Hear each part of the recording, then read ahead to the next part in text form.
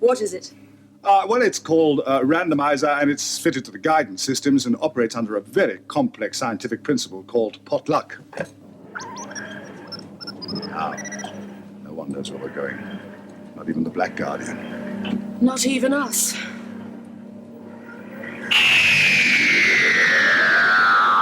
Hello and welcome to the Randomizer Podcast. This is episode 41. I'm Tim. And I'm Chaz. 41, do you know, Yeah.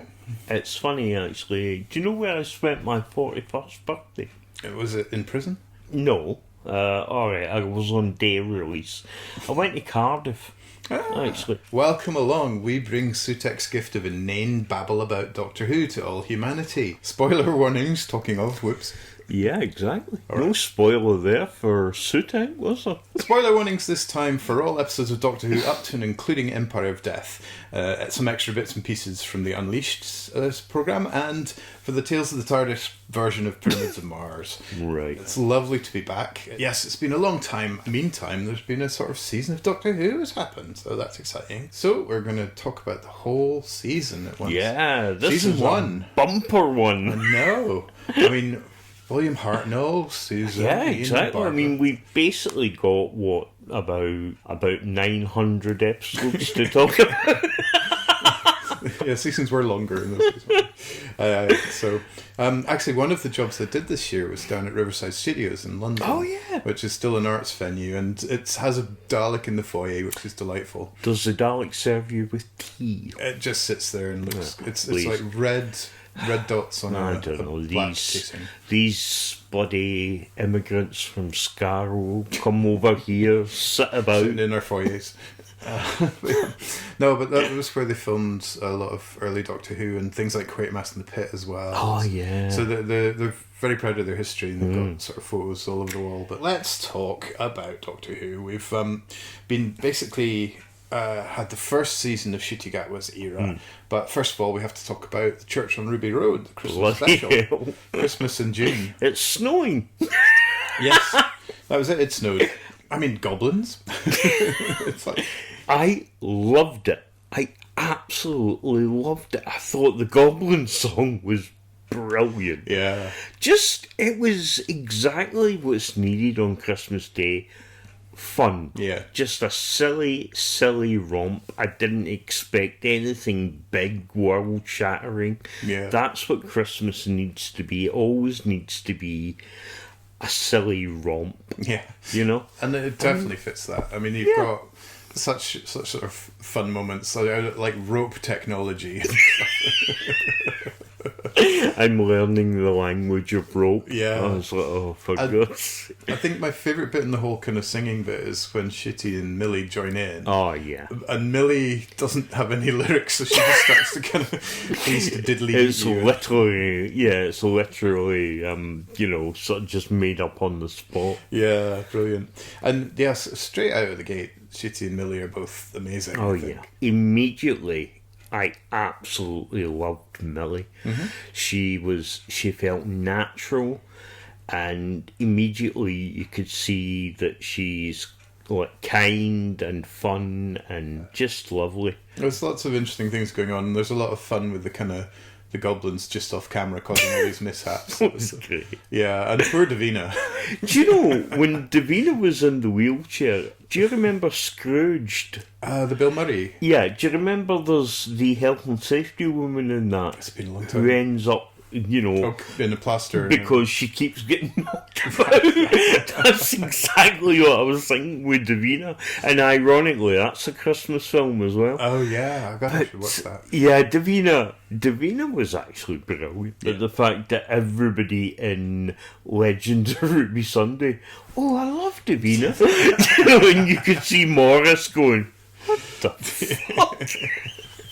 Yeah, lots of change, lots of sets the tone. You know, we're going to be more fantastical, rather than kind of just all being kind of robots in space and stuff. And there's some interesting details. So you've got the disintegration of the ship, like it's some sort of digital artifact when the Goblin King gets destroyed. Yeah. It's interesting. I think it's just a choice. I don't think it has any particular Huge significance. At the end of this, we got Mrs. Flood direct to the camera.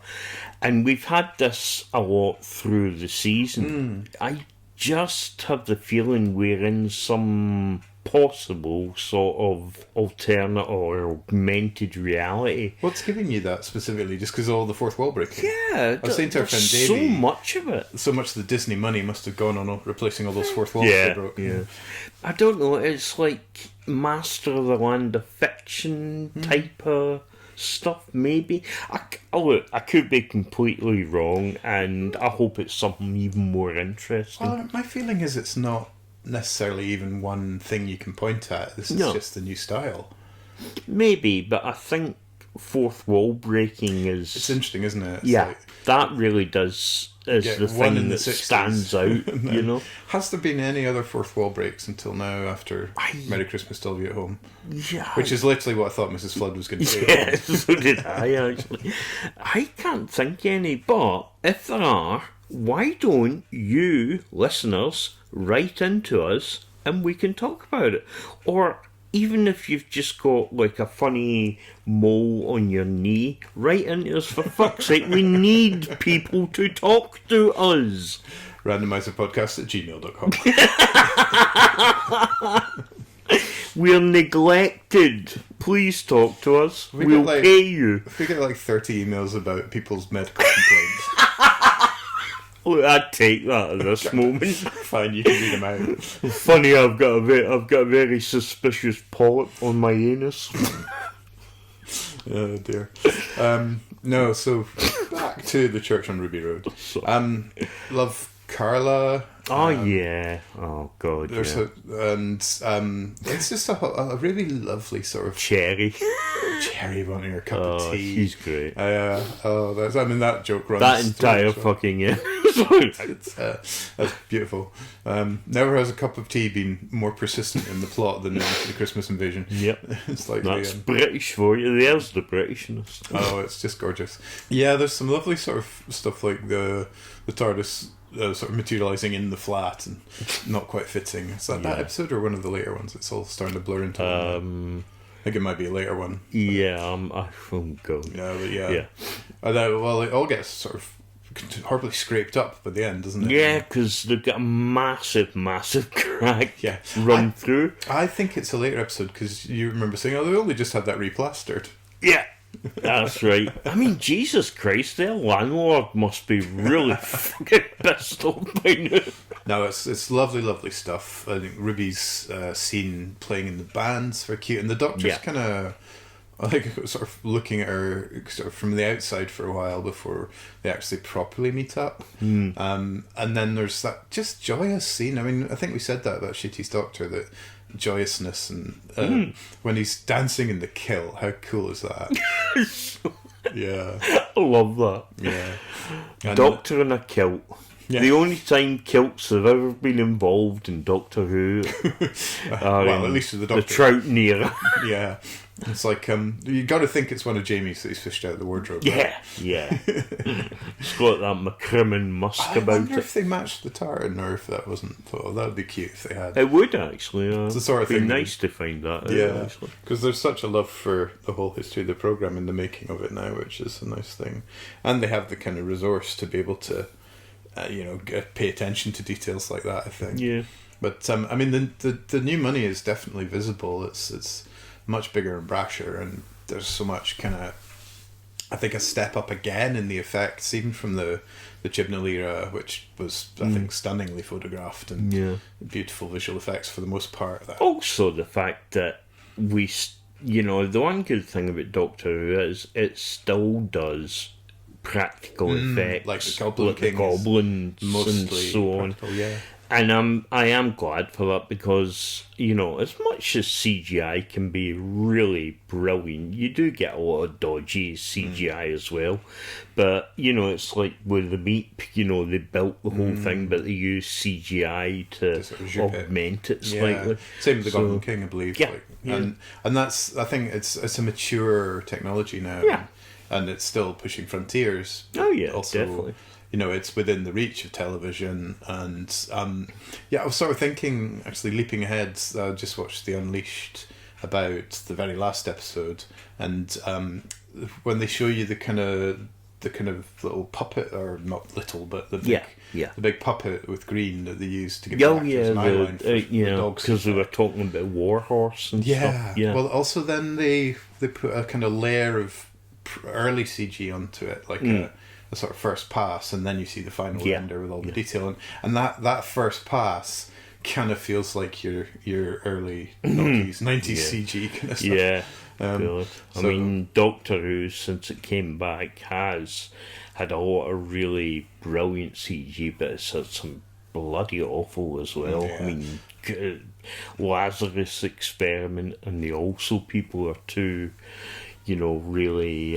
what was the CG in that? That was in the toilet where she sort of stretched her head out to that was Rory. not such a good effect. Yeah, that's what I mean. There's been more, but the other two that really stand out badly. Anything else about Ruby Road, or should we get into the season proper? We have our second appearance of the mysterious actress Susan Twist. Oh yes, who was Isaac Newton's kind of housemaid. She was Mrs. Merriweather. Is that the Giggle? No, Wild Blue Yonder. Yeah. In this one, she is unnamed as just like, woman in the bar, heckler or whatever. So she's heckling at Ruby's gig, is that right? Yeah, because they run out of power or whatever, and she says, "Oh, come on," and they said, "Oh, we're getting on it." And then she asks if they can play a musical piece, but it's from the 16th century. Oh, like Isaac Newton's.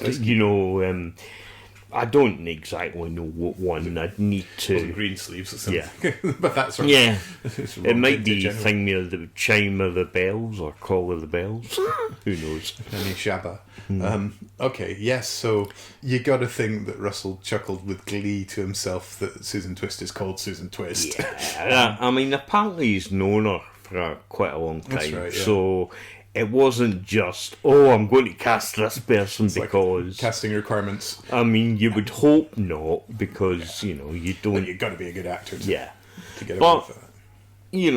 We'll obviously get there, but I quite like her in general, and I think it's been quite fun. And the little I think it's a fresh take on the Bad Wolf thing, because obviously everybody clocked it the same way we all clocked Bad Wolf. Yeah. And it was quite enjoyable to sort of think, where's this going to land? Because it's going to land. And that was I mean, fans started noticing the same actress, and I think by the time we get to Space Babies, it's like, okay. Yeah, where it's like three is not coincidence anymore. Yeah, exactly. Or kind of just recasting, which does happen, I mean, I suppose the other thing is going to be Mrs. Flood. Yes. So Anita Dobson. So our theory is that this is part of Russell's campaign to make Dimensions in Time canon. But most famous for playing Angie in EastEnders for years. I mean, Dirty Dan's already been in the show in Resurrection. Well, Alex, and Cherry is an EastEnders. Is she? Yeah. Right. Yeah, and so she's just the kind of quirky lady next door for most of the episode. But yeah, and then there's that interesting moment where we see her through the dematerializing TARDIS, and she drops her bags as if in surprise. And yet at the end, she's like, well, haven't you seen the TARDIS before? And so we were sort of speculating about that amongst ourselves a bit, about, is that something that changes in her character? Or is that initial surprise just that... I think that her dropping her bags is, right. That's a TARDIS. Yeah. She knows it's a TARDIS. Which means... and she does say in Up and Coming, I hide myself away, and which the Doctor says about, Time Lords and stuff. So. Aye, she's a meddling monk. Yeah. Well, I think that it's interesting, because I would find it hard to read her dropping her bags in surprise then as anything other than... Let's grant that she knows what a TARDIS is, but then the police box is the surprise then. So that kind of narrows down who or what this could be who doesn't know that the police box parked in the middle of the street is probably the TARDIS. Yeah, I mean, I did think the monk at one point. I mean, I think if she's a Time Lord. I think it's obviously Jesus. Everybody's obviously saying the Rani because unknown woman. But I don't think that. Well, she'd know the TARDIS. Yeah. Well, yeah. I mean, so would the monk, technically. Yeah, true. But I think out of, say, the Rani, Romana, although she did cosplay, and the monk, I'd be more leaning towards the monk than those other two. She's not really meddling. I mean, not that Well, she we has to, don't but she has know. plans. We know she has plans. We don't know, and who knows? I mean, she definitely doesn't feel benevolent. It's just how nasty she is to Cherry. I actually think she's going to turn out to be good. Well, she's pretty shitty to Cherry in Legend of Ruby Sunday then. Yeah, but she does comfort her and all that, and then when I don't know, I'm not sold on her being a villain. I'll tell you where it sits then tonally. It sits in that kind of aloof, detached, not really bothered while you pet humans which would suggest the Rani. Because I think she's a bit more malevolent than that. I don't think so. She when she's experimenting on she's not doing it for malice. She's basically doing it for pure science. Okay, there's no morality in there, but it's a case of detachment from it's a bit like when Shockeye is tendering up the meat. It doesn't see the because he says to Dastario they don't feel pain. It's that comment on us eating animals and the way we treat them. So who knows? I mean, I also think my more stronger wish is that it's something new. Oh yeah, I mean but I don't think it is, because we kind of with things like this you tend to play into nostalgia a little. We'll see. I mean, obviously that's an ongoing thing beyond the sort of confines of this season. Yeah. The only other thing I would say is the monk, I don't think is evil. I just think he is a bit like Loki. A trickster. There comes a point where a being with any sort of intelligence has to understand the moral implications of what they're doing. And, evil's not always, and indeed not even often, really setting out to be evil. It's just not giving shit about who you hurt along the way. But also, what about Missy?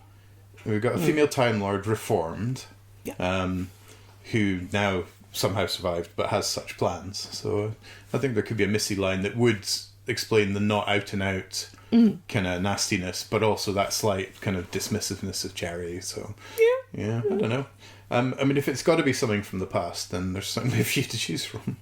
Yeah. Obviously, and it doesn't even be a Time Lord. It could be anything. Anybody or anything. Plenty of other races know of the TARDIS. So yeah, exactly. TARDIS is. She's Dalek. Possibly. Well, I mean, by the end of the season... She's a Kang. A white Kang. By the end, she's in all that white furry sort of stuff and doing a kind of albino Mary Poppins kind of act. It's it's very strange. It was really... Well, we get to that because we keep jumping forward. Well, yeah, but I think we are going to be, because we're talking about the whole season, really. But I think that's that's maybe the highlights for Ruby Road. So that was Christmas, and that was great fun. And then, into the new series, and we started with what I think must be, I don't know, a very odd choice for a starting episode, but there we go. It was Space Babies. Yeah, I'm afraid I do have some downer problems with this one. I do think it's the weakest episode of the season. I think I probably agree now in retrospect. If you were in series 3 or 4, you could sort of okay, fair enough, but this is season 1. This is your episode to grab people. Yeah, no. And even if you put this as episode 4 or something, there's some mild amusement in it, but it did feel like more a Sarah Jane type thing. Yeah, I think that's it. It's tonally odd in terms of representing what Doctor Who is becoming. And I mean, don't get me wrong, I had fun. I like it fine. It's probably the silliest overall plot, and it's probably, it's a bit of a mystery why you would lead with that. I think is the main thing. That really did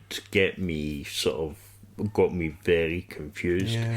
Now the first, I think it's 5 minutes. We're leaving. Leaving London. Yeah, leaving London, and then we sort of show dinosaurs, and then the butterfly. Oh, the butterfly thing! I loved that. I thought that was just wonderful, and it was also a kind of this is where and when we can go. And when he comes back in and goes butterfly compensation. I love that. See, that's the sort of throwaway stuff I always love, because you do that nice little joke and then you think, because then you think, why has that never happened? And you think, oh, the TARDIS is reset and he hasn't.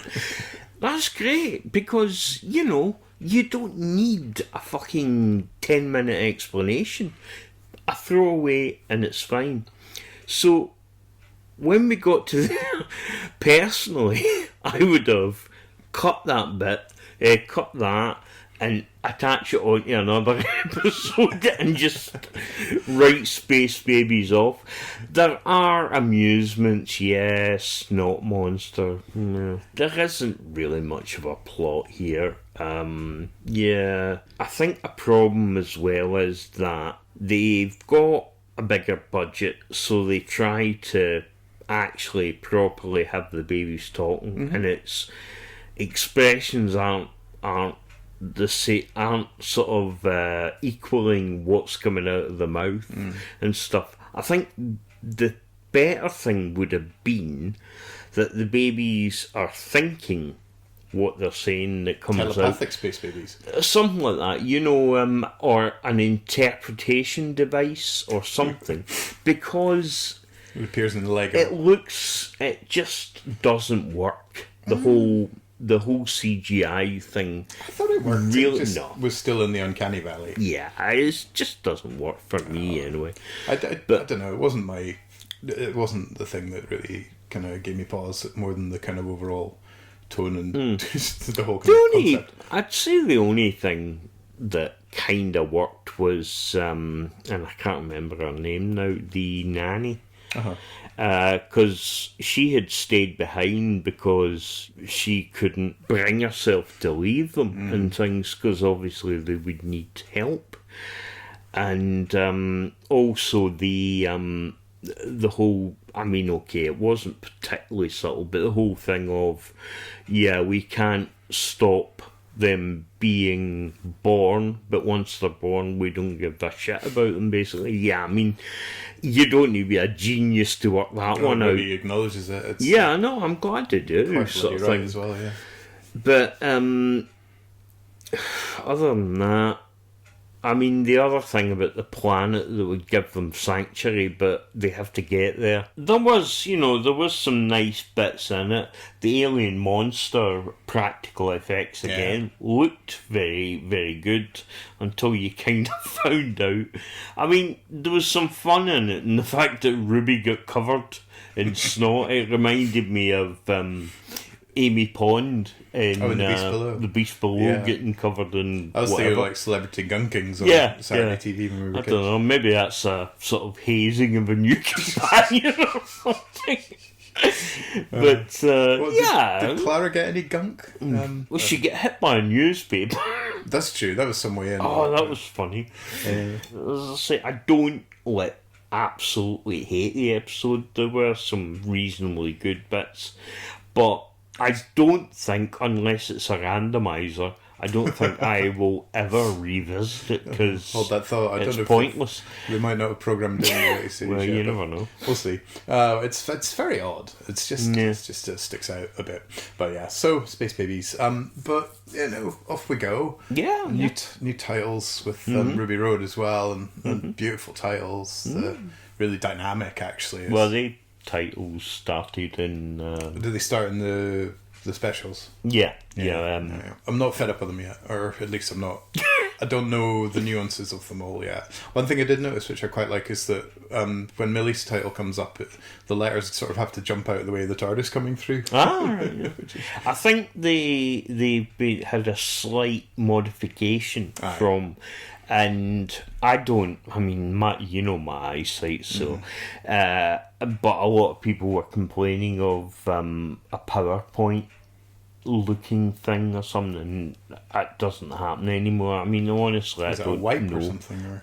Maybe. I don't know. Yeah. But as I say, they're quite pleasant. I'm not a big fan of this version of the theme. It's fine. I don't mind it.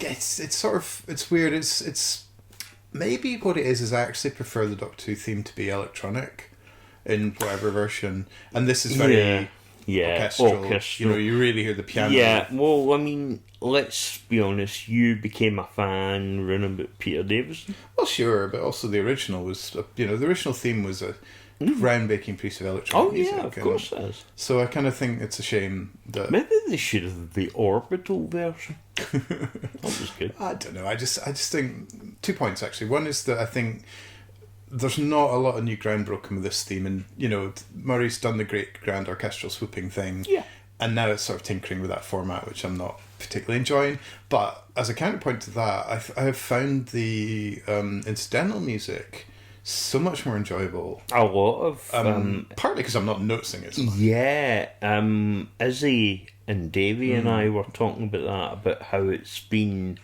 a little subdued. Yeah, and I said, you discovered nuance. I said, mate, no, it's just in the mixing. I said maybe he's actually, because obviously he's came back, maybe he's wanting to do it different, to see how he'd done it before, and not certain things are thought through differently or done. Well, again, very much like Russell returning, there's not a resting on the laurels in that sense, and that's nice.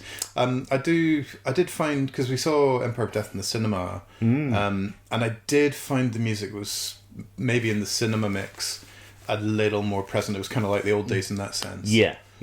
Which I was annoyed at, because also I struggled to hear some of the dialogue in the cinema. Oh god, yeah. When I watched it again, I haven't yet. So. I watched it with Connor on broadcast, and we had the subtitles up and stuff, so that helps. I will watch it again with subtitles, and I don't think I missed any major plot points. No, I don't think so. I think that's actually a problem with a lot of TV and films. Yeah, for anyway. sure, and my hearing.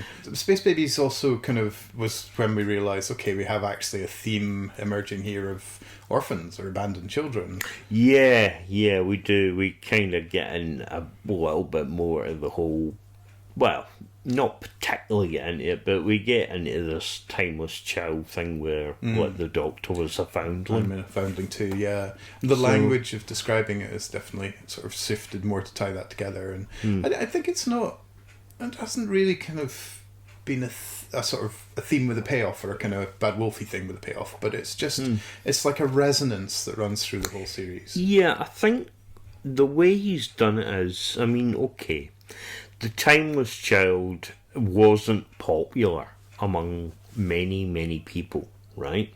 And I think because of the way it was handled, we kind of introduced it and then sort of whatever which I wasn't keen on it, but I would have liked to have seen something done with it. I think we'd settled on kind of interesting territory and then just kind of bundled away. And I think what Russell's done with it, he's not, well, we don't know, maybe he is, but he's not necessarily exploring the implications. He's exploring the feelings that it sort of generates, and he's making it lore in a good way, which is, I think, is the kind of key difference. It's not like, oh, we must now have a story set at that moment or anything, and it's not that kind of pretend it didn't happen shite, which I think is immature. I think this is a genuinely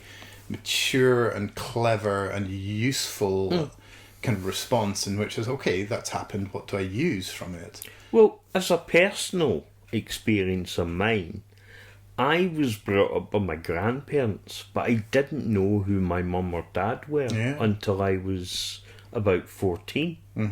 I always thought that my auntie, I always thought she was my auntie. It turns out she was my mum. My dad lived round the corner from me, and for years, many years, and I didn't know who he was until I was about 13 or 14. So, I suppose you could say, I don't think it affected me that badly, but I suppose I have the sense of, well, why wasn't I wanted or whatever? And I can resonate with this whole thing, you know, because Ruby's curiosity about her mum, you know, it's not like her mum is Carla, right? But it doesn't mean that she doesn't love or have any feelings for Carla just because she wants to know who her mum is, because we're human beings and we all have natural curiosity and we want to know where we come from. Right. And that's really all it is. I mean, it looks like they'll actually be her real mum will be, you know, a part of her life, and it looks nice, but that doesn't always happen. No, I mean, I have a brother that I hadn't seen. I didn't know he was my brother. Oh, this is Homes Under the Hammer. Exactly, yeah. That's a long story. It's a beautiful story. It's okay, fair enough. I had who I thought was my aunt, she had a son who was maybe a couple of years younger than me, called Malcolm, and I'd known him through a lot of my childhood, but from the age of 10, say, I didn't ever see him again. And then when I found out my aunt was my mum, then obviously I realised Malcolm was like half brother to me. Now, it gets complicated because after my grandparents died, my other aunt brought me up, and obviously she knew all the stories. This is not a Doctor Who podcast anymore. Anyway, so she was watching, believe it or not, Homes Under the Hammer one day, and she said to me that the estate agent she was convinced was Malcolm.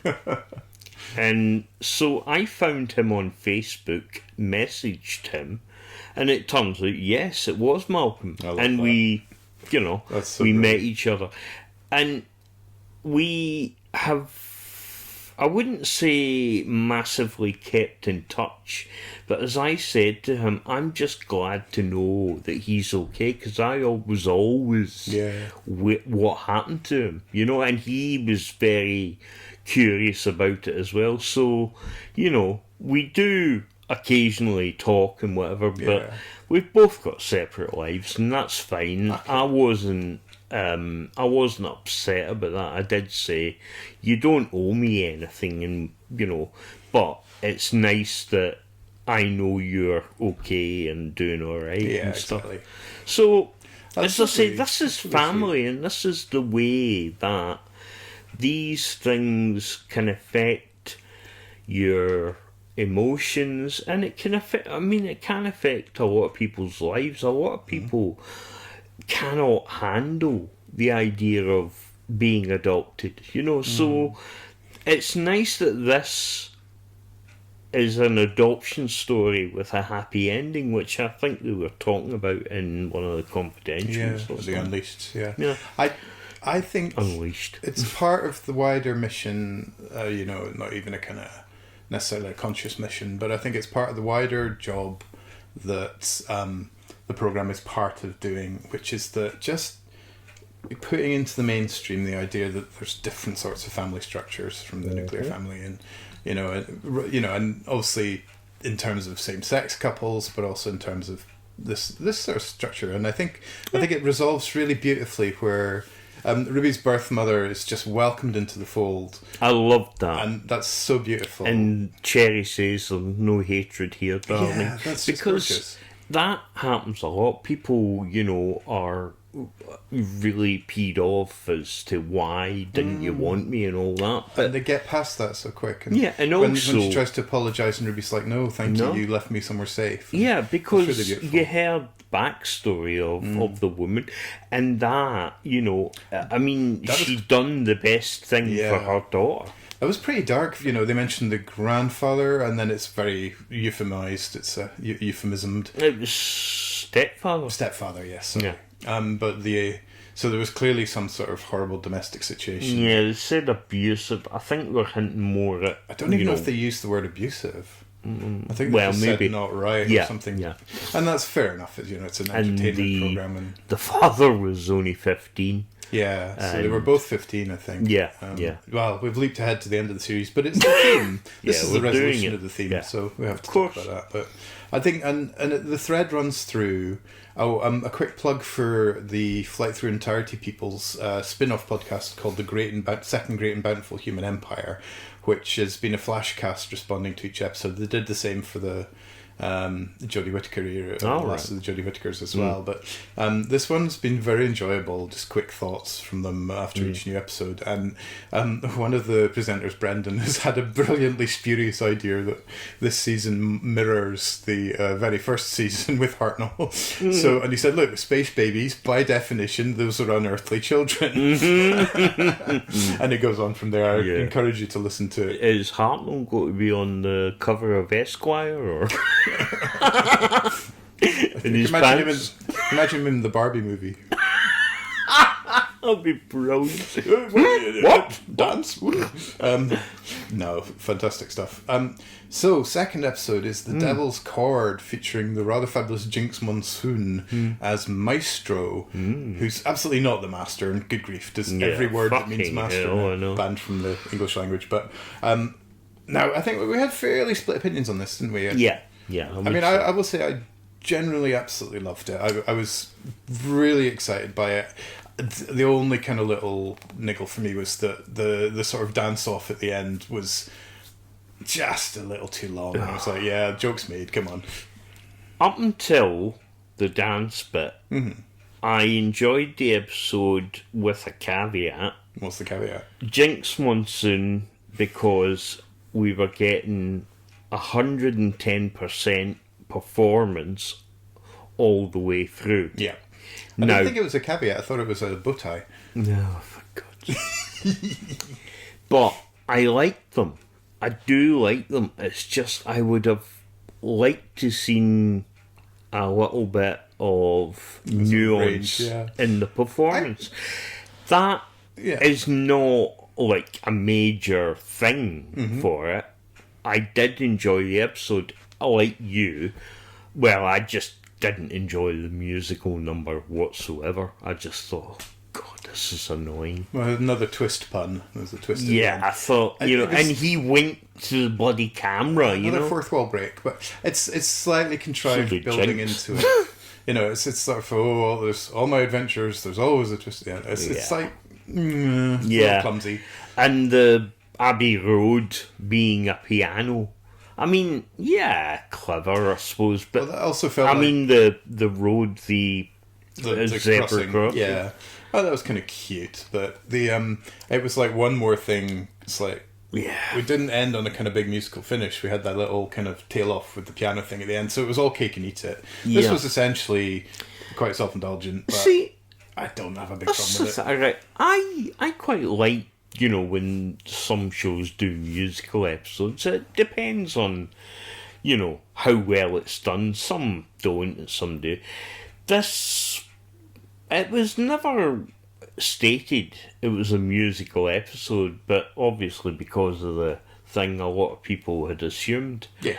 And they didn't play any Beatles songs, which was obviously a clever way of getting round, although with Disney money you would have thought maybe they could have got one Beatles song in, or something like, I think it's Twist and Shout that they didn't write, Anyway, that's beside the point. Well, I think the twist at the end song was a little asinine. It felt like it was from the I've Got a Dog, genre of music slightly. It's a shame, because I think that's part of why it grated slightly, is that it didn't have that magic that you can't just summon on tap. It was and no doubt the absolute best attempt to do a glorious musical number, but it was just twee. I mean, you want something that celebrates the return of music to the world, and that's not the best example. I don't know how that sort of worked within the plot structure, you know? I mean, it didn't. It was just a joke. Yeah, but It's like we've done a thing about music embodied, and let's do that. I would rather have that as a throwaway than a whole musical episode, I think, because I think it takes a rare kind of combination of genius and stuff to make that land.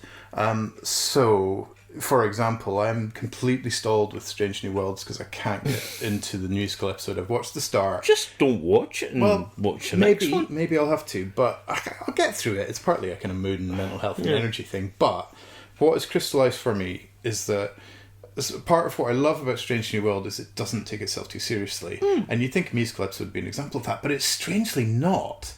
In the 10 minutes I've seen, it's utterly po-faced, we're doing musical now, and it's strangely Honestly? rich. Yeah. It's strangely sort of twisted and torn away what's lovable about it, which is it's kind of tongue-in-cheek. Maybe I'm just watching it differently. I mean, I thought it was hilarious. But I mean, the Klingons I've sing seen K-pop. that joke. It's just... I don't want to add it to the list of things that series must do. And I think if that's as close as Doctor Who gets, I'm quite happy with that. I just think if you're doing it, commit and do it properly. Because, at least that way, if you're doing it and you do it properly, obviously you need to make sure the songs are good. But with Murray Gold, a lot of the songs he's written previously, for the show, I've really enjoyed. So I trust that he could probably pull it off.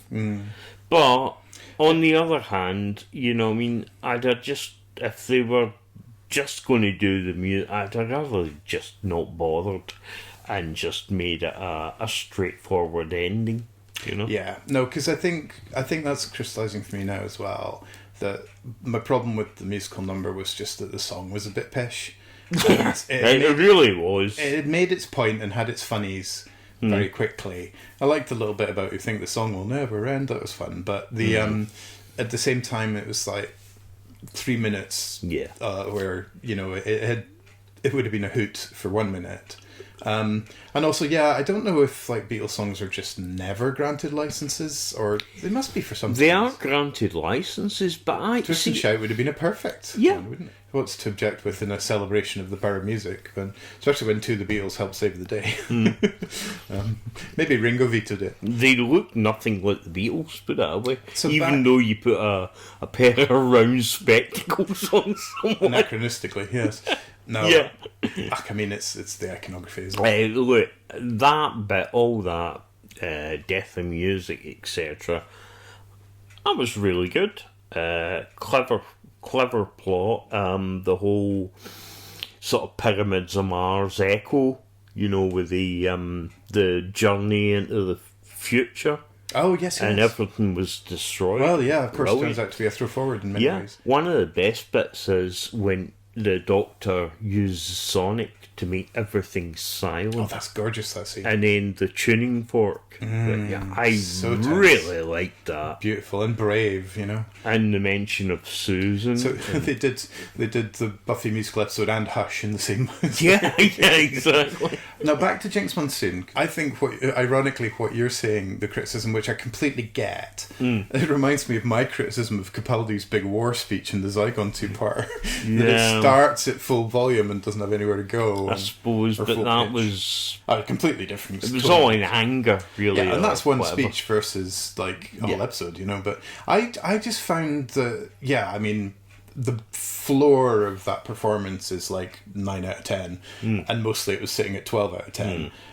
But I think even within that kind of super over the top, or at least over kind of heightened performance, I do think there was nuance. It was just kind of big nuance. And that kind of turning on a dime in terms of vocal delivery and mood. And I just adored it. I just really thought it was an absolute I don't know starter. if it's... See, I don't like drag. It's not that it offends me or anything like that. I'm just not a fan of it. And I don't find it entertaining. I don't know if this was especially a performance that was about drag rather than just, a performer who is a drag performer. I get that, but it's when, say, you watch RuPaul's Drag Race, right? I've never seen it. Haven't you? No. I've seen a couple episodes. Don't get me wrong, it's absolutely fine, whatever, but it's just that everybody, obviously, the camp is heightened, and then it's like 110%. I just prefer, occasionally, if you're doing that, you just tone things down a little, make it more subtle. And this really, and I'm aware as the words I'm saying, it really sounds like I'm, being homophobic or something. I'm honestly not. I don't know if there's a specific phobia for drag, but it's just... It's its own thing. Here's an example that is actually brilliant. I went to Dell's in Glasgow, gay bar, with our old friend Kenny. It was a Pride Was that the Pride festival. weekend that you went to? Cause, and they had drag queens on a sort of stage and loads of kids, and they were reading bedtime. And I loved it. I thought it was one of the most beautiful and charming things I'd ever Just seen. imagine that heightened performance doing a bedtime story would be quite special. Yeah, but they had actually, because obviously, they weren't going to sleep on the streets, although, under the Conservatives, they probably would. Hey, a little bit of politics. Oh my God. But no, it was charming and whatever, so it's not that I have any, horrid feelings towards it, it's just that my drama has always been peaks and troughs, if you know what I mean. And you can look at a camp performance, for example, in Doctor Who. Harrison Chase is one of the campest villains that Doctor Who has had, but the subtlety.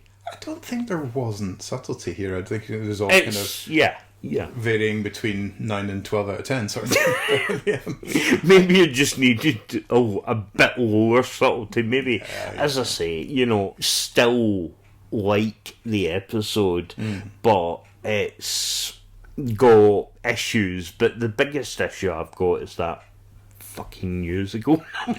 Which we've covered. And also, it feels, I think we're relatively certain that this was moved up to be on at the same night as Eurovision, right? Yeah, because there's that line about 6 months and stuff. It was, I think it was definitely later in the season. Yes. But no, the thing with that one was Ruby was sort of, just seemed to have a depth of knowledge of the Doctor that didn't seem earned yet from the time they'd spent it was, as I say, I can understand why they're thinking, we'll get the Eurovision thing, and it's a minor detail. It's not like it wrecked it. I think the bigger puzzle in terms of story order is definitely Space Babies. So next up was Boom, which was the lovely return of Stephen Moffat as a writer, and one of only 3, but one was co-written by 2 people. 3 other writers, right, this season? Over 2 episodes. So Boom is the conceit of the Doctor standing on the landmine for the whole episodes, which had big Genesis of the Daleks kind of vibes, at least at first. Well, he admitted he actually stole it. Yeah. Now, I think we've sort of swapped, because I was a little underwhelmed by it, not in any big way or any obvious way, but just, again, perhaps more through anticipation of Moffat's usual brilliance. And, nobody can be brilliant all the time. I think it was just very good rather than brilliant. Yeah. That's totally fair. Oh, we should do Twist Watch. So, in Devil's Cord, who was Susan Twist, she was the tea lady. Yes. And in this one, she's the ambulance. They make great play of the absurdity of that sentence. It actually gives one of the best lines from Lynch. Do you dream of being an ambulance? It's like, what the fuck? Only in Doctor Who. And then, of course, Mel goes, an ambulance? I know. Yeah. Brilliant. But so yeah, and Boom had the amazing, I can't remember what it's called, the volume or something, this big LED wall. Yeah, it's not like the whole volume type thing. It's a sort of It's like a big long side of non-trademark version or something, whatever. But no, I mean, it's brilliant, and it looked really, really good on screen. For once, we could see where the money was going. But I really liked it. I think it was the one that actually gave Ncuti more to do, although he couldn't move about, but we kind of got like the dialogue. I mean, a lot of people complain when there's not a lot of action going on, but I really do like good dialogue. Around, you know, yeah, so. And Moffat writes good dialogue. Yeah. This one, it was rather good because we kind of got brought back from the thing that seemed to happen quite often in the Chibnall era of, isn't faith wonderful and stuff, and you keep your faith even though these two arseholes have more or less destroyed everything. It was interesting because the end it had a good critique, and then he seemed to sort of fall back on it more in the kind of joy of the resolution than anything else. And yeah, I think that's the problem with one word for different phenomenons, because religious faith is a very different use of the word faith than hope and belief and all the stuff that's bundled into the idea of just having faith in a person or a process. You can have faith in Apple's M1 chip or something. You know what I mean? It doesn't necessarily mean a religious connotation. Yeah, and that's where the word is slippery. Yeah, because you then sort of glide between a fairly decent kind of critique of, oh, you need proof when I'm telling you that, whatever, versus everything else, and that's nice. That's got some teeth to it, and it's making a decent point. But then it all gets kind of touchy feely, happy clappy at the end, and it's just slightly disappointing. It's like, I think it's mainly because her dad had died, and it was maybe the comfort she was getting from that's faith. always the argument. I agree, but I'm not saying you should have faith, but I mean, if the child has faith and it's the only comfort they're getting, it's lies. Why ruin the it's lies to children? I know. And okay, at that point in that child's life, the horse is well out of the stable. But if you raise somebody with the honest truth about what we know of death, which is there is nothing after, if you raise somebody like that, then they are better prepared rather than having to. I agree. Twist and turn and. I agree, but she was entrenched in a religious thing anyway. Then you've got. It's obviously there's a humanitarian thing about you don't want to just rip off that sticking plaster. It's covering a bigger wound, but the just the whole point of enabling that to be the case, I think is poisonous.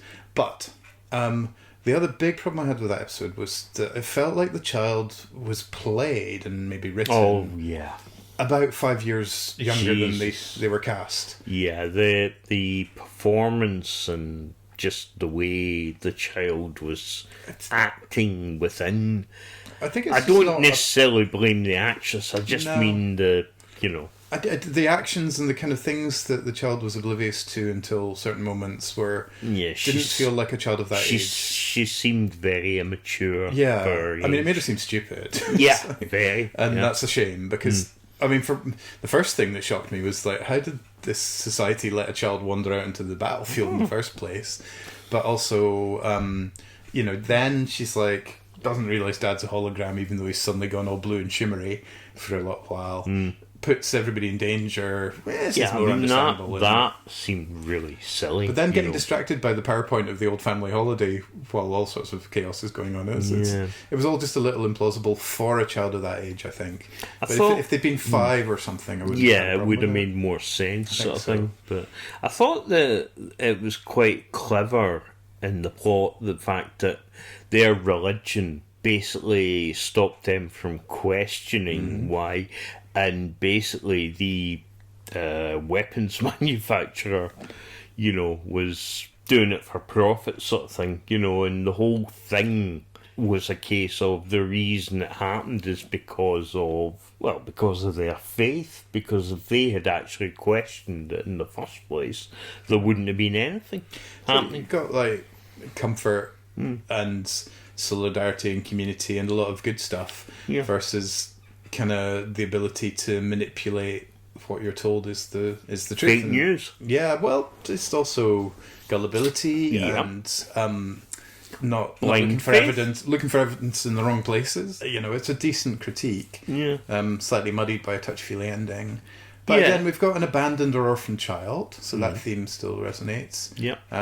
We have a glimpse of who we know is going to become the new companion in a different role. Yeah, she was good. She's all right. Yeah. Yeah.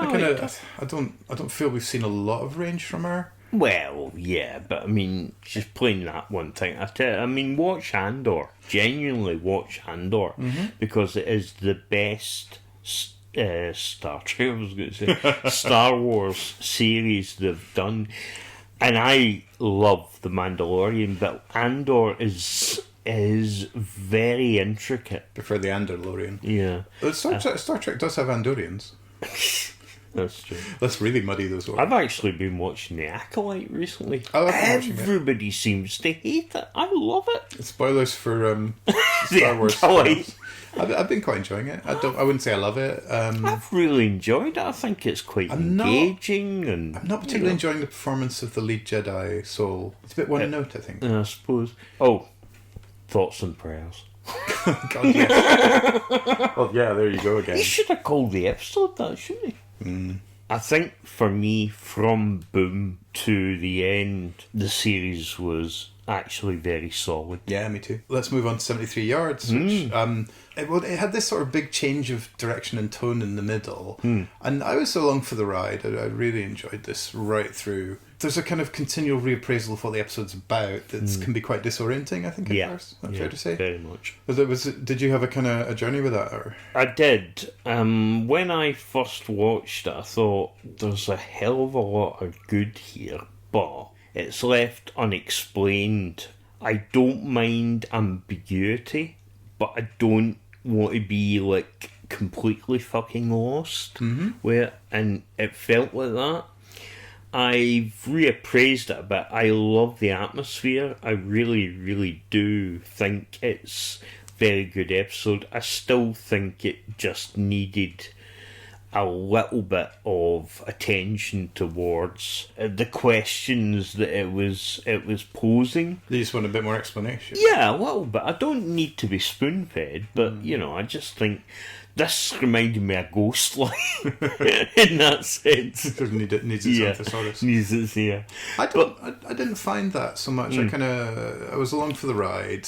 I think it will kind of fall apart a little as I rewatch. But the it's the big swerve of tone in the middle is a road bump for sure. I loved that the Doctor vanished.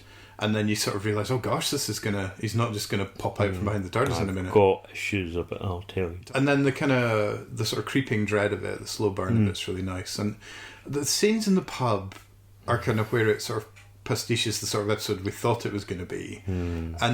And that was a kind of shame in a sense. But the other thing that struck me about that was how organised are these people in the pub about their wind-ups? Because that was... I think they're overly cruel. I agree. When it comes to winding people up, I'm not bothered about being a bit cruel, but I think that was shitty because you could see genuinely that she was really freaked out. I don't know that they were open to that because, well, two things. One was she genuinely didn't know what year it was, so it's I mean, that a fair question about the phone. I thought that was good. And then she's genuinely have this mysterious experience, which, you know, they're kind of ripping the piss out of, and then so she doesn't get any emotional support or kind of genuine help. But I think it's at that point that the episode starts to twist, and then the sort of the jumping forward montages of her sat in the pub. You know, the standout scene in the whole episode for me was, and a character I've not usually loved a lot is Kate, who I think I've really enjoyed over this whole series. She's been great in the series. And that scene especially. She's had things to do. Yeah, you know? Exactly. A bit more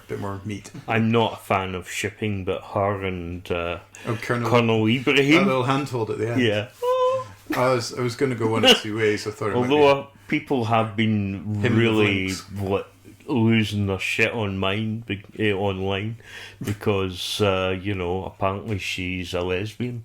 Well, it's an inappropriate relationship because she's his boss. Yeah, exactly. There is And, that. there's a power imbalance, so, you've got to be careful. To post them to unit base in Siberia.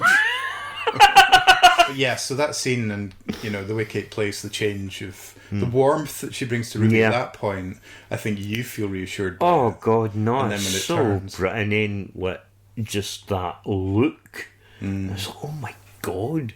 So, as I say that, you're building that up. I know you technically, if you pay it off, you can't pay it off, but it was just so fucking, why is everybody,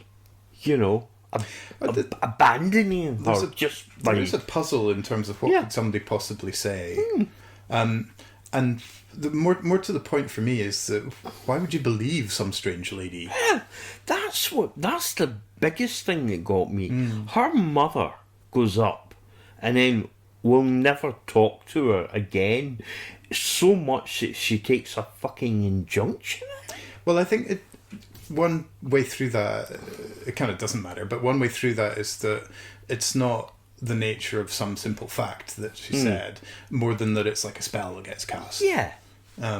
So the power of the words is that they fundamentally change that person's attitude to Ruby. But why? Because it's cool. Brilliant. Yeah. It's like smoking. Smoking's cool. and ultimately bad for you. Yeah.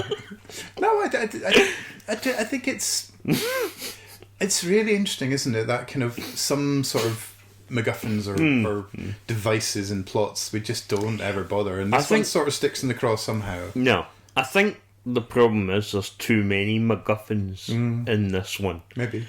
And you need to What's your actually MacGuffin limit too? pay a couple off, But the whole thing is billed as Welsh folk horror, and to me the only thing was a fairy circle, but it wasn't stuff, yeah. I'm not expecting to be like fucking Witchfinder General, but I wanted to, if you're talking folk horror, you want to have it like a vibe of the Wicker Man or something. I mean, I said it earlier, it's like Russell promised you like a particular type of candy that you adore, and then gave you a 3-piece meal of something else entirely. Yeah, exactly. I mean, there's been a lot of that this season. Yeah. And that one felt particularly cruel for you personally, I guess. Well, that and another particular thing, but yeah, I mean, it's just because I absolutely fucking adore folk horror. It's my favourite genre of horror. Yeah, and it was like, ooh. And also when I saw the titles of the episodes, I thought, 73 yards? That's just a weird title. Yeah. And then there's a film called It Follows. I know it, yeah. And, so I thought, maybe get vibes, which you did, admittedly, with the woman and stuff. But it's stuck in my craw. And then we get the political thing, and that was very interesting, don't get me wrong. But it was like 15 minutes and that whole thing was over. Connor made a good point that it would have been great to have it as a two-parter. Folk horror, future, blah, blah, blah. Yeah. Obviously, that's one of the big problems of this season, is we've got 8 episodes, and for some reason they've stuck to a 45-minute format, whereas they don't need to, Yeah, well, I wonder if that'll be revisited in any form. I really, because... Do we know how many episodes season 2 has? I think it's so. again. Yeah. But I really think it needs more episodes and maybe a bit longer time, because we've had Ncuti and Millie all this season, and I think we're just getting to know them. Aye, fair enough. Millie especially. She's been backgrounded on a few, she's had front and centre on a few, but I still don't know her. Ncuti, I know the reason is that he was filming Sex Education and couldn't be on set at certain times. Boom, he's on the landmine, not in 73 yards. Dot and bubble, it's like a screen, it's the pepper bean or whatever, mainly. So, 3 Doctor Light episodes, admittedly because You can't call Boom Dr. Light. Huh? You can hardly call Boom Dr. Light. No, but 3 episodes where the Doctor is not What, running around? on screen as much, say. Nonsense. Just I'll give you let 2. me finish. I'll give you 2. Okay, 1.5, fair enough. actually. no. He's got as much screen time as Millie has in Dot and Bubble. Yeah, exactly. It's a light. But it's not that light. It is. It's really, light-ish. I would say. Look, anyway, I'll get to my point. Please. Okay, so that was the explanation, but that doesn't swing for me because I know that because I'm a fan who's interested in what's going on. General public probably have no clue, right? Mm-hmm.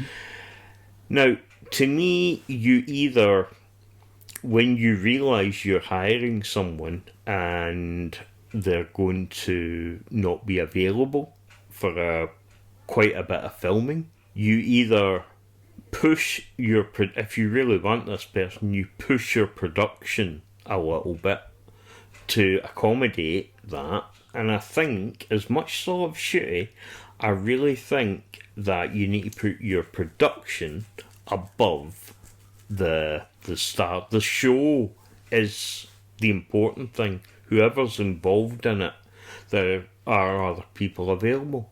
And it's not because I do really like Ncuti. I think he's great. But I think this series suffered because of that. That's a personal opinion. I can't dispute that it would have been lovely to have had more Doctor in the series. Yeah. Yeah.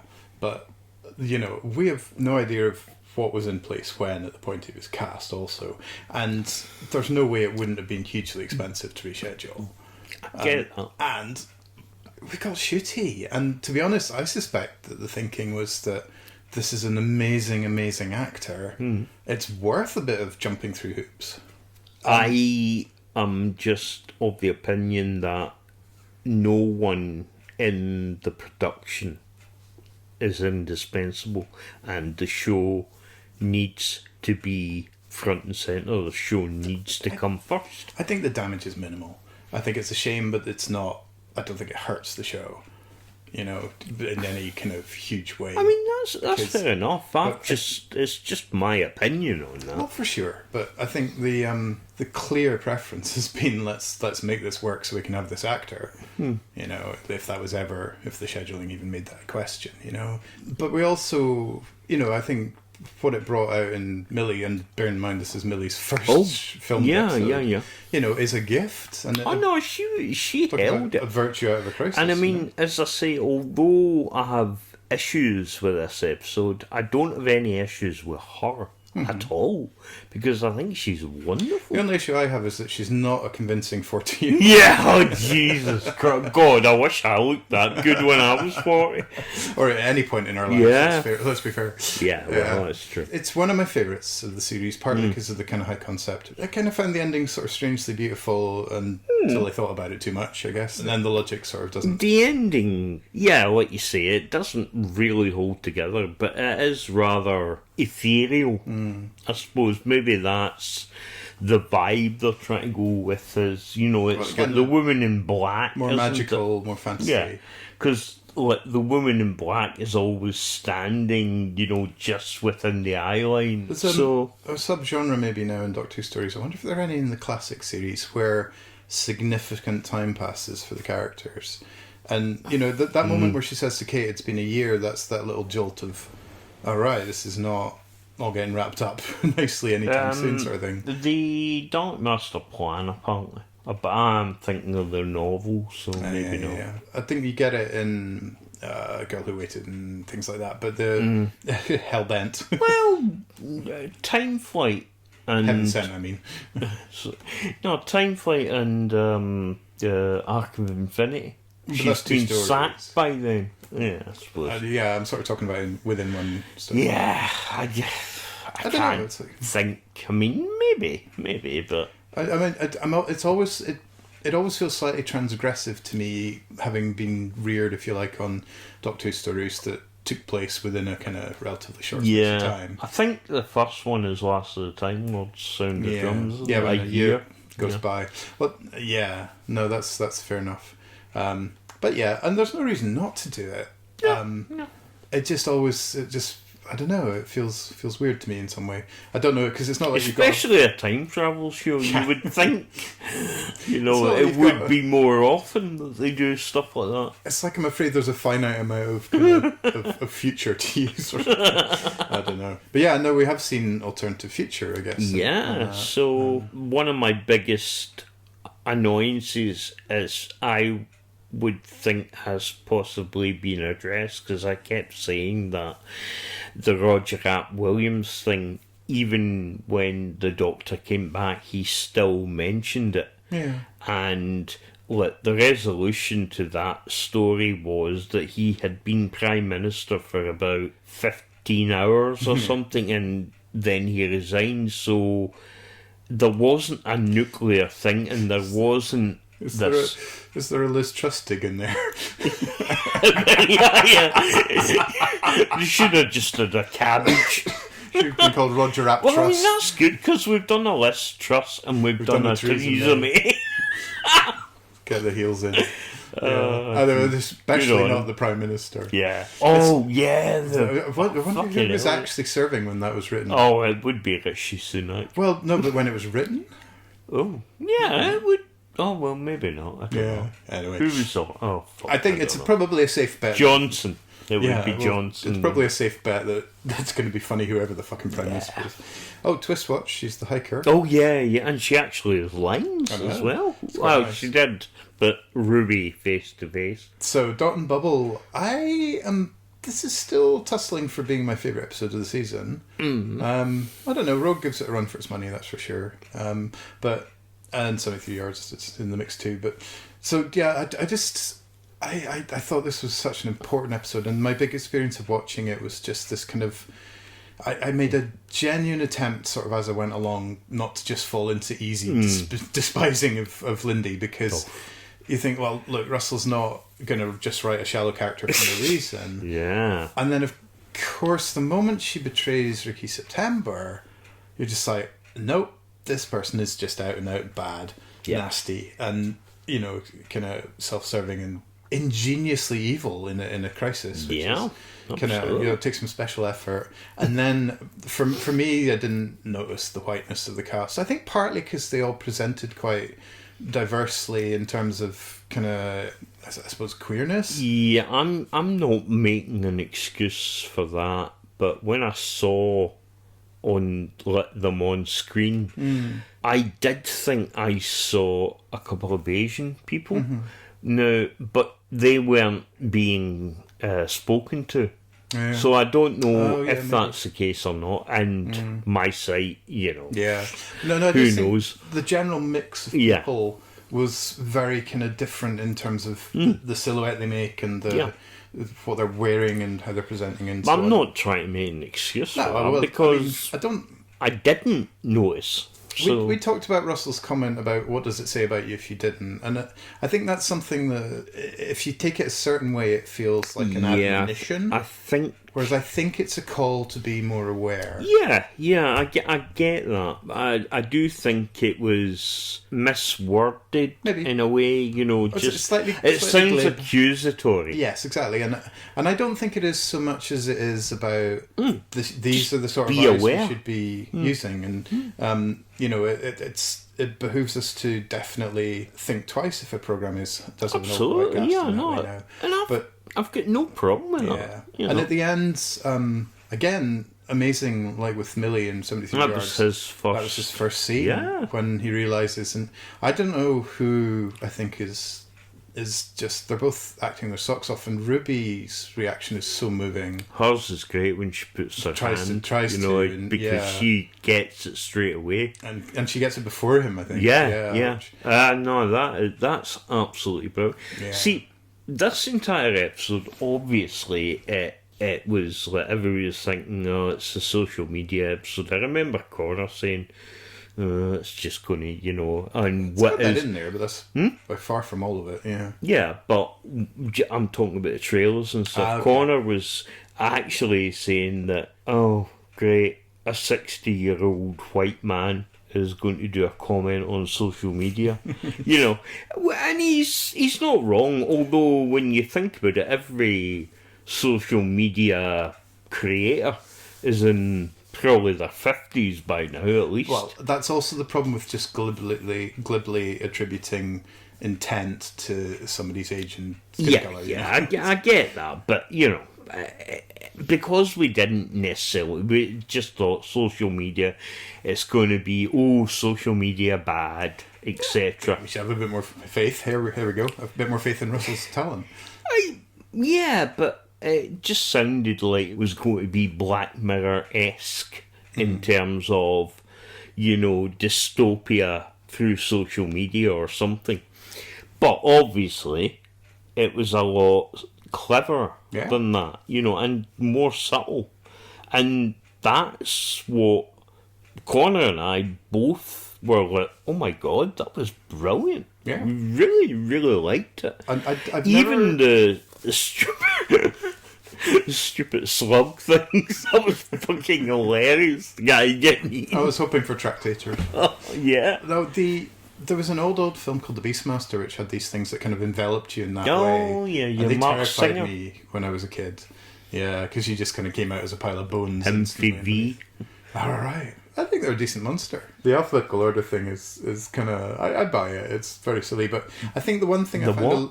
The alphabetical order thing. Oh, yeah. But the one thing I found a bit implausible was the sudden leap from that to, therefore it must be your dots. Which, it's perfectly fine. The dots are basically an intelligence. I think it's just in the space of one sentence, more or less. It's like, it's not that they can't see them, it's that they don't show you because they're obviously sentient and obviously hate you. I mean... But I love the fact that the dots have grown to hate you, basically because you're a fucking arsehole.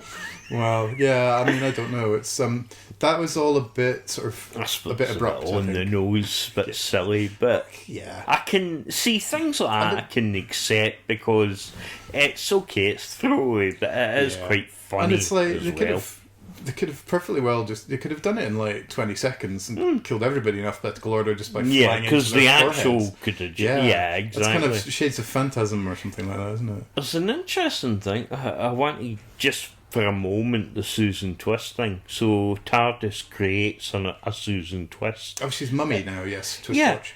But she's on the homeworld. And dead. Yeah. Yeah. So how? TARDIS has to mix it up for a bit. Is the homeworld Earth? Because we does it get don't names? find time. Is that planet they're on? I think you could assume the TARDIS might have been to this other planet at some point. Who knows? I don't know. I think it was a wee bit of a fluff. A flaw in the armour. I mean, it doesn't fucking make that much. It just was something I was like... Sorry, I was making gestures with my hands because there's nothing like doing hand gestures on radio. If it's any consolation, listener, it didn't help me at all. No. Oh, No, great episodes. Yeah. Great performance from the lead actor whose name I haven't remembered. Yeah. I feel sorry for her because about 3 times or 2 times on I keep saying Unleashed. Computational Unleashed, the Stefan kept saying that this isn't her. Well, I'm not verbatim, but this isn't how she's acting, and it's not her view and all that. And I'm thinking, God Almighty, do you honestly need to tell people that? The world is such that we do. It's so sad, and it's like when I saw the actress talking about it, and she's talking about Carey Mulligan, leading it and stuff. She's saying, I hope, it'd be great to have her career, and I'm thinking, yeah, but unfortunately, you played a likeable character.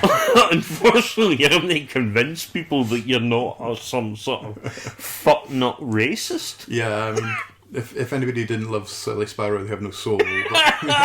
Whereas if anybody did love Lindy, Yeah, they you have know, no you soul. might as well join the National Front or something. Oh, But no, God. a great episode. And I think I have not been so emotionally carried by Doctor Who for a long time, I think. But yeah, so... No, I really enjoyed it. The one thing I will say, I mean, I was so impressed with how the Doctor, even when he clicked, was Just brilliant. I want to save you. Yeah. You know, no matter what, he respects life. Yeah. I mean, personally, if it had been me, I'd have fucking pushed the boat One thing I quicker because don't- they were fucking arseholes. One thing the episode didn't sell to me convincingly was that they are going to their dooms. You know, I think it did. I mean, they're all bloody I mean, they're useless and can barely walk. fair enough, morons. But I think if we'd seen something, if the slugs had come from outside or something, just to convince us of the danger of the rather pretty-looking forest outside. It could be a pretty looking forest, but you've got people who are... Everything's catered to them. Yeah. They wouldn't know how to get their own food. I mean, one of them needed to learn how to walk. You know, you'd need to fashion tools. You'd need to fashion shelter. Sure, but You know the what guy, I mean? the guy who You- talked about self-appointed Oh, like leader, the old one. Yeah, Well, but- he's talking about It's all the that toy clothes maker. and stuff. yeah, He's definitely way too old for that age bracket. yeah, exactly. So I think he's the kind of grown-up who snuck in with the teenagers. Very and possible. he'll look after them. I think the only chance they would have had to survive would have been Ricky. Because he Actually, before we genuinely- move on, what a character! I really Oh, he liked was him. great, and he was the Doctor. He was the Doctor, yeah. And just so clever again because he's acceptable as the hero because he's white. And Yeah. it's But just, also the fact that, you know, he's the one that actually has read a fucking book. yeah. You know what I mean? And I see, That's where the social because media he critique dies comes in. before we find out, as it were, we don't know what his attitude is. And I'm sort of glad in that way because it would have... It would have muddied the waters. Yeah.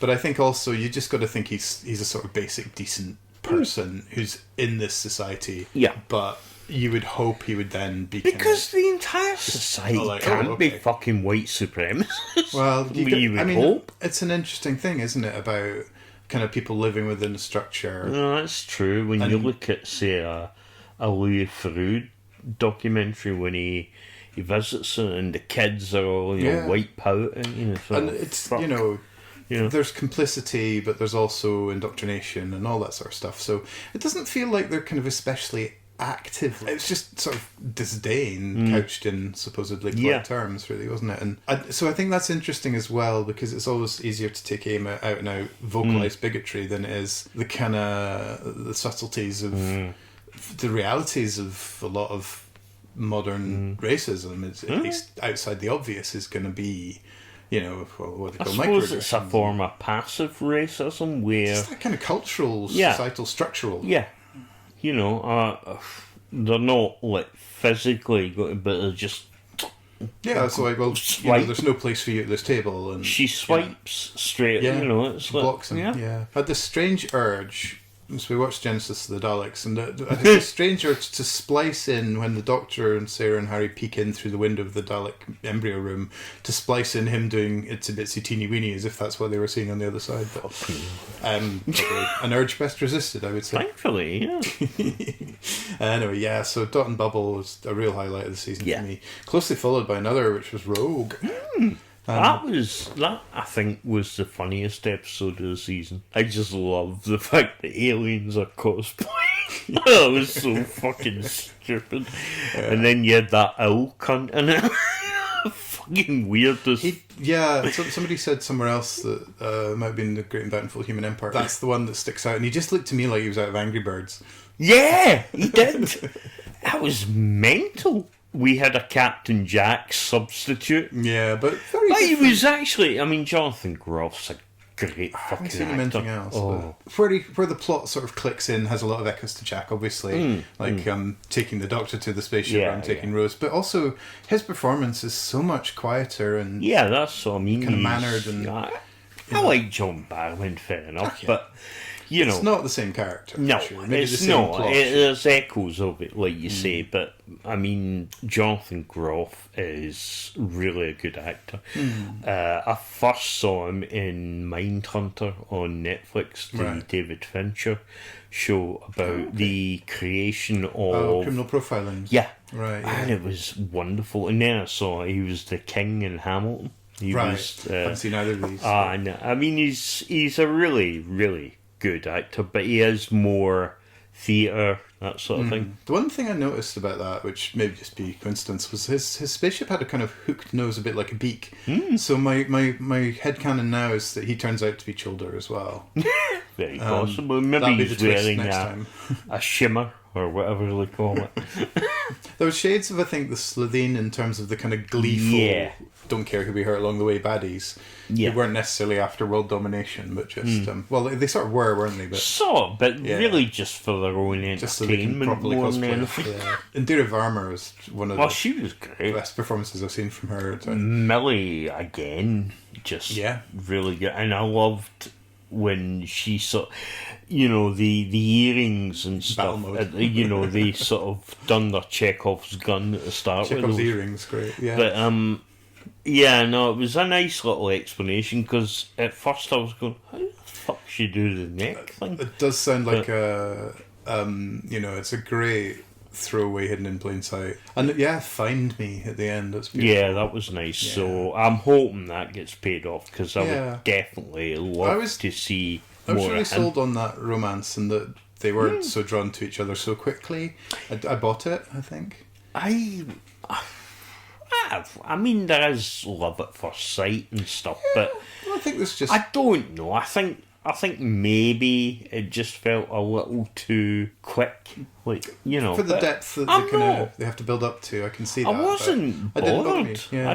I thought it was lovely. I thought it was beautiful. I think we And- get a mention of the boss as well. Did they? So he talks about the new boss for the bounty hunters.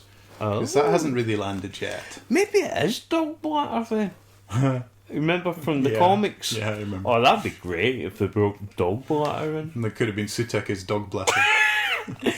Yeah. Oh, actually, going back to that, they were saying in Legend of Ruby Sunday in the plot synopsis something from the Pertwee era. They were? It was the fucking time windows. Oh, you told us. But I thought maybe the Meep, the boss, and then you get Green Death boss. Oh, boss the The computer. computer. Yeah. But anyway. Rogue Lovely, nice period thing. I think they overdid the Bridgerton stuff. But I don't They had the care. choreographer, so Yeah. we can I make the don't most of it. care, because, you know, I've watched a little bit of Bridgerton, but I don't think it's for me. I kind of like period dramas anyway. I love things like Jane Austen and stuff. So I was quite sold on all that, and I thought, you know, it looks lovely. It was quite funny as well when they took over a body. Well, yeah, and this was the other one written by somebody other than Russell T, of course. This Yeah, the people from Loki. Loki, right? Got the showrunner and director. Gotcha. No, that's cool. I haven't watched Loki either. But It's really good. the other thing, the sort of little montage, you get a sort of bit of a thrill, I think, when you get bits from the shows past in the current show. So we had that little montage of all the doctors. No, fucking... And Why? Richard E. Well, I was like, who is that guy? Didn't recognise him. And of course, they muddled the order so that Joe Martin's not in a particular position, which is clever. I would convince myself that Richard E. Grant was Troughton. Because it obviously went by in a flash, Yeah. and then I went back and screen grabbed it. And To just be kind of poured over honest, it. I watched and I thought he's really, really gunning for dimensions and time, isn't he? Well, where does The two floating Troughton and the heads, Hartnell yeah. heads. Actually, Dimensions in next series, Dimensions in Time. That's the overall arc. It is Ronnie. She's they're building it up. To she's got to make sure that they all get to They Albert start Square. talking a lot about pickles and gherkins. And I'm checking out, man. Okay. Fuck me, man. So, anything more about Rogue? Nice triangles. jungle theme. Yeah, a few people moaned, but well, you couldn't get in. But they had explained it could only have a certain amount of people, so Yeah, you could when in, enter when it out. for the outside, but one gets ejected. It was sort of like a 10-pin bowling swap. yeah, something like that. So, the last two-parter, Legend of Ruby Sunday and Empire of Death. Now, we saw Empire of Death and Legend of Ruby Sunday repeated in the cinema on Friday that night, was Saturday morning. Great. Which was nice. I was a little trepidous that there might be lots of chattery audience, but nobody waving us on the Everybody, yeah, there was no fucking dickhead dressed as Tom Baker waving his sonic screwdriver. Nobody cosplaying at all, apart from those. It wasn't really cosplay. Oh, the girl. There was a lady in a Yeah. kind of TARDIS dress, which was always cool. Yeah, that was But I nice. didn't really see anybody else dressed up. No, well, I saw t-shirts, but you know. But no, I don't know if I'm disappointed or not, or relieved. I was relieved that people at least shut up Yeah. and let you hear it. No, it was great. I'd felt a little underwhelmed by Legend on its own, partly because of being a part one. I'm trying to think why else. Not really sure. I think maybe it was cramming in both Ruby's story and the Susan Twist. Susan. Oh, Susan Twist was a painting, Twist Watch. In, Oh, yeah. I think, and Twist mentioned Watch. she Love it. it's just a short-lived spin-off, yeah. I loved Legend of Ruby Sunday. I really loved the build-up. There was a lot of talking in it. And I like that. I did. I loved the scene at the start where he's saying to them, right, there's this woman, they're all going, Obviously, yeah. and then the TARDIS thing says, well, obviously. Sutek does anagrams now, what the fuck? I don't, well, look, we're talking a long time, so, He's had to- Sudoku, Sutek Kuduku. yeah, exactly, anagrams, puns, probably. Oh, I kid you not, my son Max hasn't seen the series yet. Yeah. And I said, do you mind me spoiling who the returning villain is? And he said, no. And I said, okay, it's Sutek. And he goes, oh, did somebody called Sue have a lot of tech? And I was like, literally, yes. Brilliant.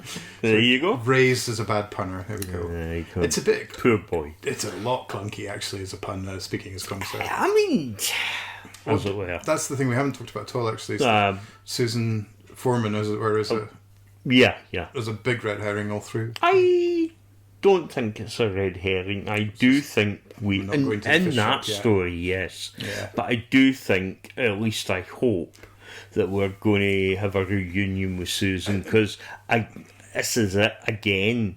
He's built this up a lot, and if Welsh he order all over again. fucks me over this time, I'll marching have on something Cardiff. to say.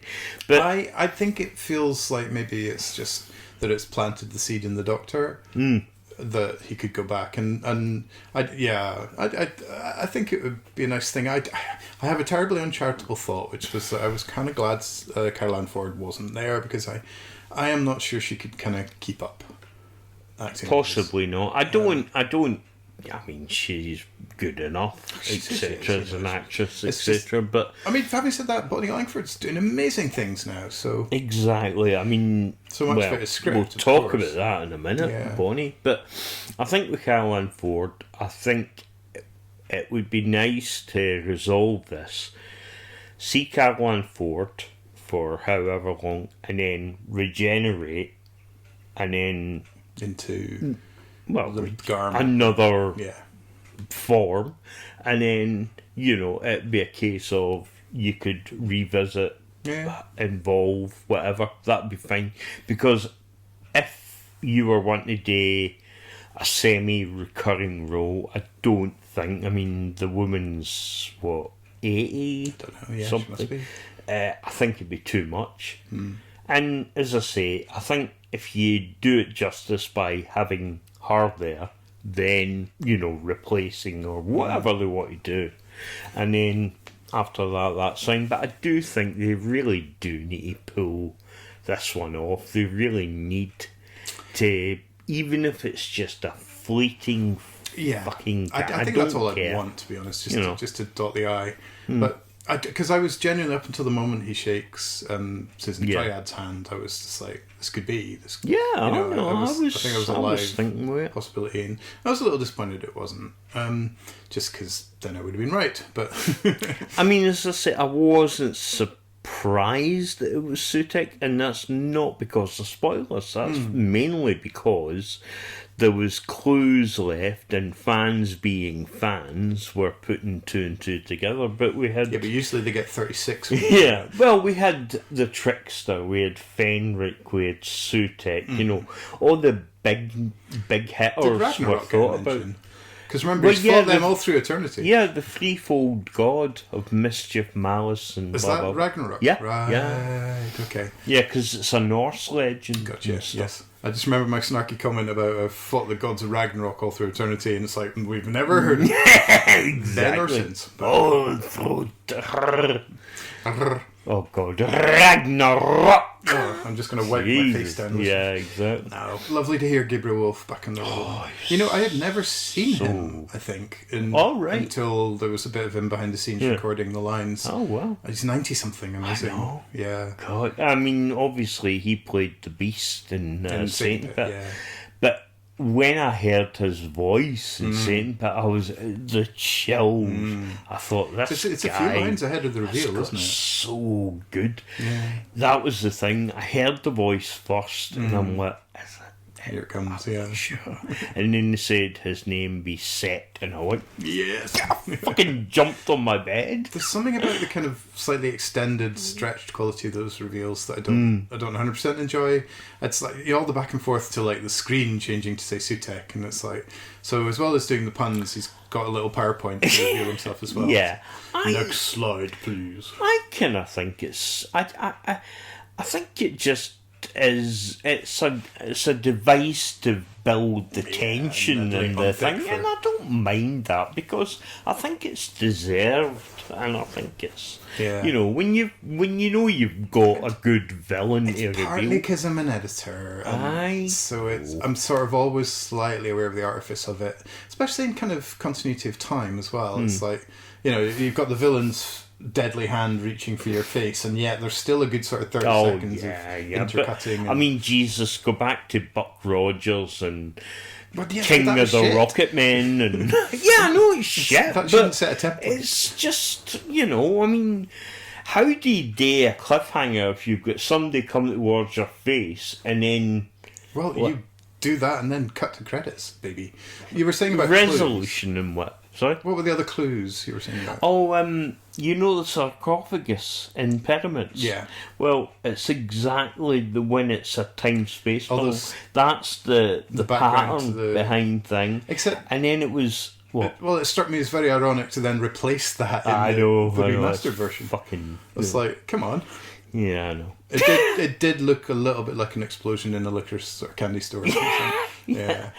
I mean, because a lot of people were thinking it was Pride. You know? Yeah. But- Well, it's all of this, isn't it? Yeah, it is. That I mean, is very it's a hidden in plain rainbow, sight. but it's very clever. Yeah. But yeah, I mean, I can't remember all of them, but there were other little clues and stuff, and also the one who waits. Well, God-wise, he is Amy. in an eternity corridor, as it were. and, Yeah. You know, so But there's lines at the end of Pyramids about him dying. Yeah. Yeah. So, but, you know, hell is the master of But I mean, what let's be fucking honest. He jumped on the TARDIS after Pitwell. What? It's just hanging around the vortex waiting till they leave. Yeah. What? When the Pandorica opened, he what? When the just sitting there TARDIS going, got shrunk. Not my time yet. We've got a tiny Sutek cleaning the outside of it. I think the He's a character options right, well, that would be great. I wonder if they'll make it fit the pre-existing TARDISes. or- Great one. Yeah, you get a suit out the thing was on. The trouble is, it'll turn to sand if you touch it.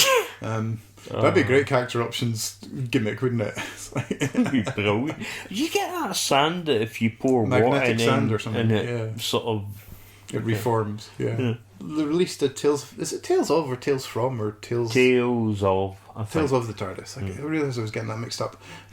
Which it's almost plucked straight out of the middle of the episode and expanded a bit because it's Shitty and Millie around the Jodie's console campfire in the memory TARDIS. And Mel in the back, sort of shoved into the corner, but you don't know Mel, she's stay there. up shot. And yeah, quite nicely, I think, frames Pyramid of Mars. So it's edited down. I think it's somewhat 70 minutes or something. So they've 75, more I or think, but then there's less the links. taken an episode out. Yeah. Plus all the... I didn't really notice or miss much of that. I watched it just last night. Well, see, I'd watched Full Pyramids. the night before the full version. Tell you what they edited out is all the S's on the end every time they say Pyramid of Mars. Yeah. So that really Talking of S's, did you notice the Harbinger suddenly got a lisp? No.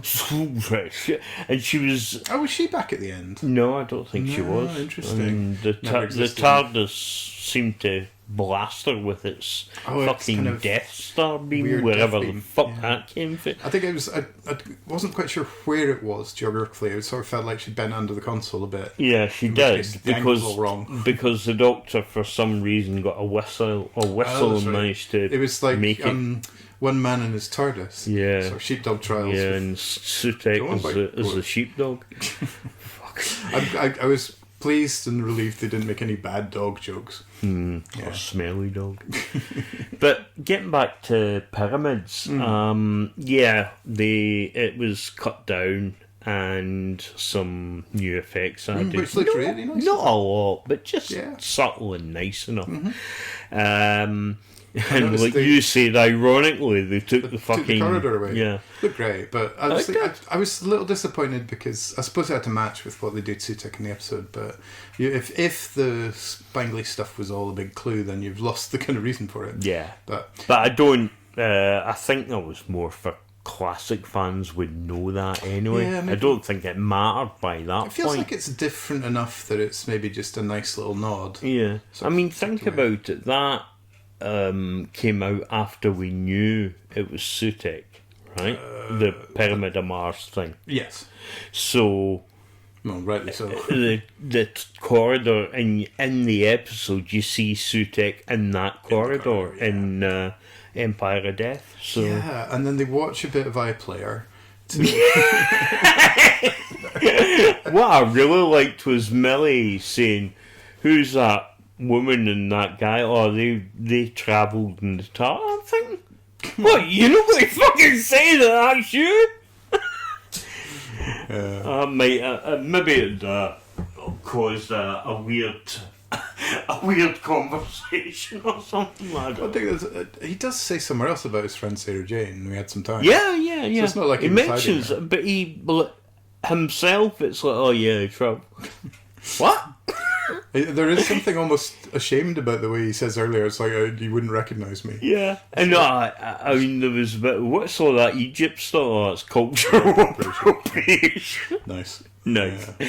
And there was another thing about Empire or something. I Empire can't of remember Death? when it was. Imperial. Oh, yes, an Englishman looting the tombs. looting. That was it. Yeah. I thought that was a good fair as summary. well. Yeah, no, that's fair enough. Yeah. No, I enjoyed Pyramids. It is my absolute 100% favourite story of classic Who.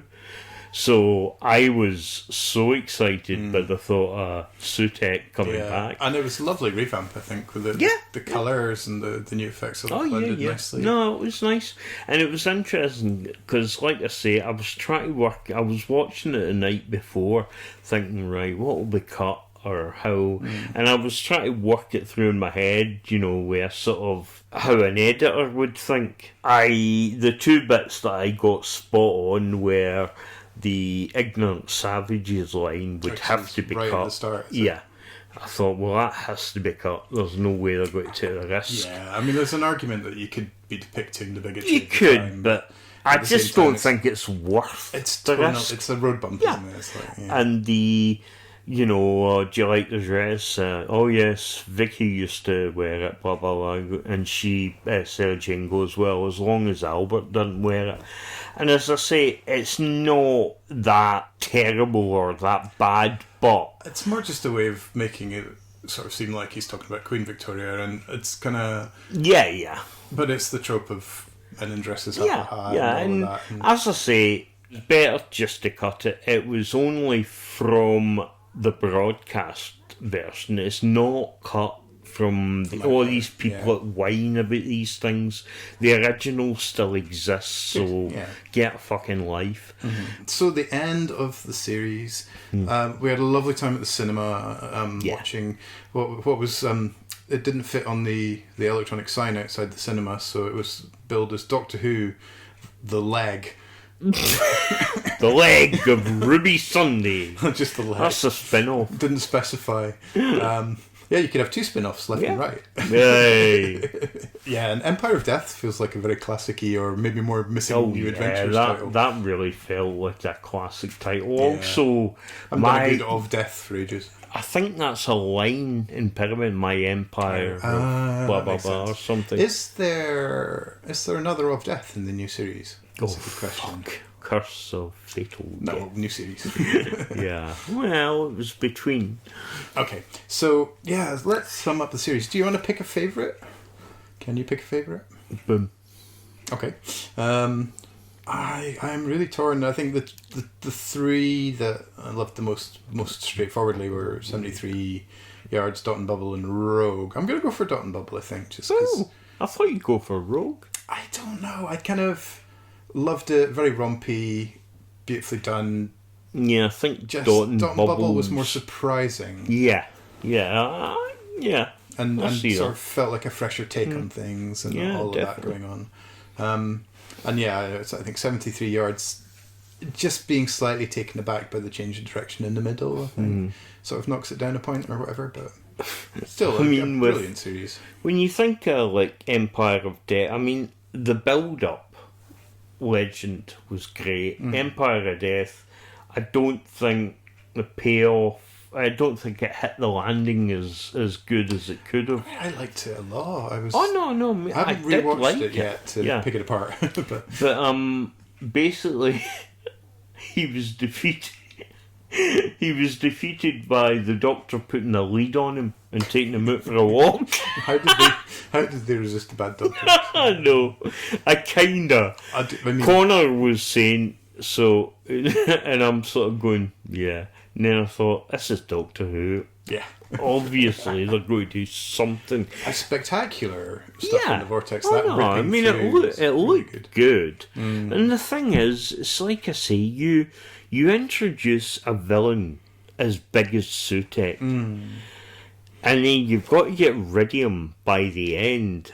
There's not a lot of options. Yeah. And also, you've killed the universe or whatever. Yeah. It was you like can't a mini just, flux, wasn't it? Eh? It was like a mini flux. Well, yeah, but you can't just sort of at the end go, right, well, there's nothing. Or at least they definitely brought the universe back. Yeah, maybe they've brought Flux back as well. Yeah. Well, we don't know how much was ever brought back. Oh yeah. I did quite like the scene with the woman in the shack or that. Yeah, and the spoon thing is beautiful. I liked that. Yeah. Did you see the bit where she said about her baby and she thought she's dead and she couldn't remember her baby's name, and it was like that was Ruby. Genuinely fucking heartbreaking. Yeah, it was that really was. She's Fleabag's sister, who was also in the TV version of Quiz as Diana Ingram. Yeah.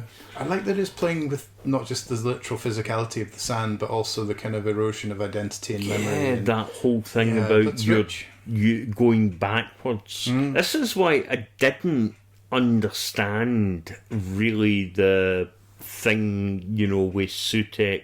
Well, we know Sutek now likes puns and crosswords and Sudokus. Yeah. So clearly it just drives the poor doggy mad, the bad doggo mad, if it has an unsolved puzzle. But really and truly, it's not as if like Sutek's gift of death sand is doing it in alphabetical order like the dot and bubbles. Know it wasn't. I mean, it could kill Millie. There was no reason why Millie couldn't die, and her mum couldn't die, because it was the whole point was that Sutek can spread that sand and it kills everybody. Yeah, I just wanted the answer, so it was sparing the Doctor and Millie. Yeah, that felt a bit. Similarly, her mum had died in that timeline. Presumably her mum had died already. Exactly. Yeah. I mean, plus she worked for the NHS. There's a high chance that her fucking DNA was on file. Anyway, before Roger. The shot of Sutek falling away into the vortex when the Doctor closes the doors. It was nice, a little missed as a target, the kind of impact of Sutek wins because the Doctor's forced him to kill him, sort of thing. Yeah. It was... I think at least, when the Doctor had, now I have to become a monster, and I thought the speech was good. I like that. That was really good. I don't think Sutek's dead, because, put it this way, if you can more or less kill the big baddie, it's... It's dead. There's no fucking reason that he couldn't bring him back. I mean, he's dissipated and gone something. Yeah, it's just got a molecule of Sutek everywhere. Yeah, exactly. But he's Susan Twist everywhere. End of Alien vibes. Oh yeah. When he's falling away into the vortex. Unfortunately, Doctor said didn't go, "Get away from her, you bitch." Should have had Millie out there. No. I mean, I'm okay. I'm okay with the resolution. I think it's the best they could do, really, and I do kind of like the sort of joke, the lead and the whistle and all that.